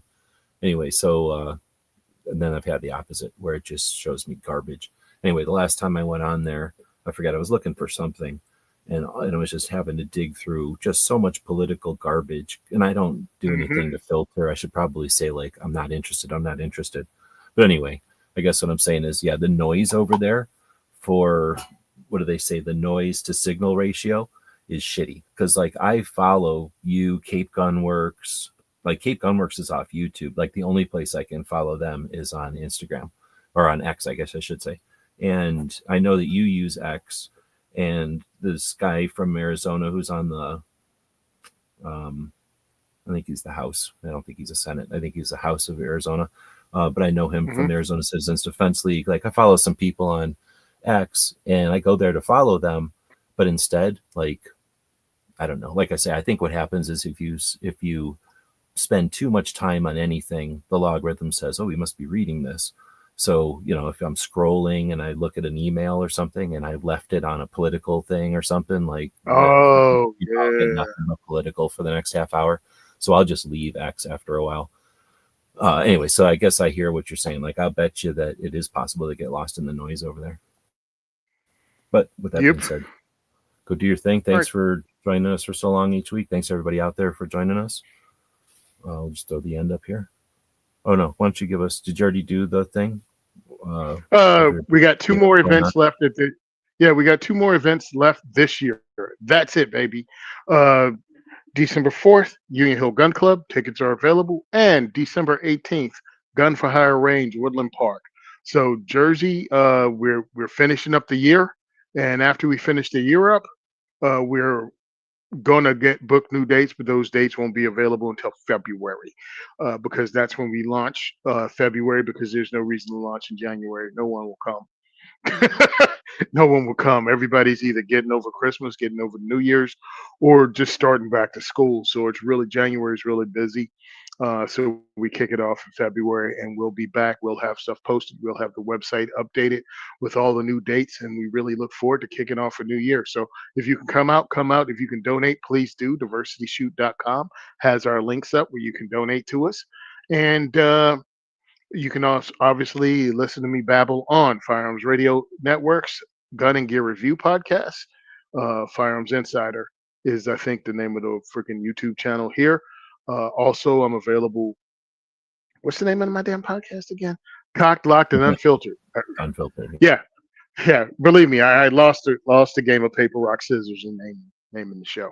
Um, So, well, I'm on that, and we do that show every 2 weeks. As a matter of fact, we're recording two shows tonight. Um, two shows tonight, just so we can have something in our back pocket for when everybody's busy. And of course, the Second is for Everyone podcast will be coming online pretty much at the beginning of December, and it's going to be steady every week. that's how that is my plan, to have scheduled podcast every week for the 2A4E podcast. We're already on Spotify. I'm going to try to get us back on Streaker again, and that way it's posted automatically here on YouTube. I don't want to do a live YouTube thing, but I may even kick off something there, a program on that that comes out weekly and it lasts about 15 minutes to half an hour. That's live. That's me doing live stuff that you can I would at interact least, with. I mean, we're at the end of the show, but I would at least experiment with that, try it, because you never know how many people might show up and be interactive. You might dig it. You know what I mean? Like, at least try it. There's a lot of fertile dirt on YouTube. All right, cool. Much as I All don't right, like guys. it. All right, thanks everybody. Thanks a lot. Yeah. Bye.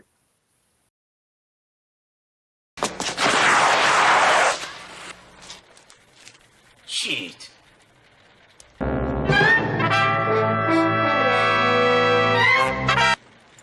Ninja? Ninja! Ninja!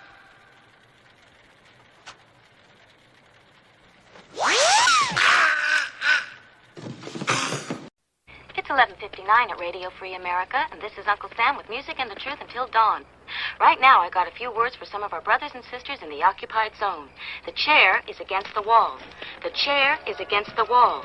John has a long mustache. John has a long mustache. It's 12 o'clock, Americans, another day closer to victory. And for all of you out there on or behind the lines, this is your song.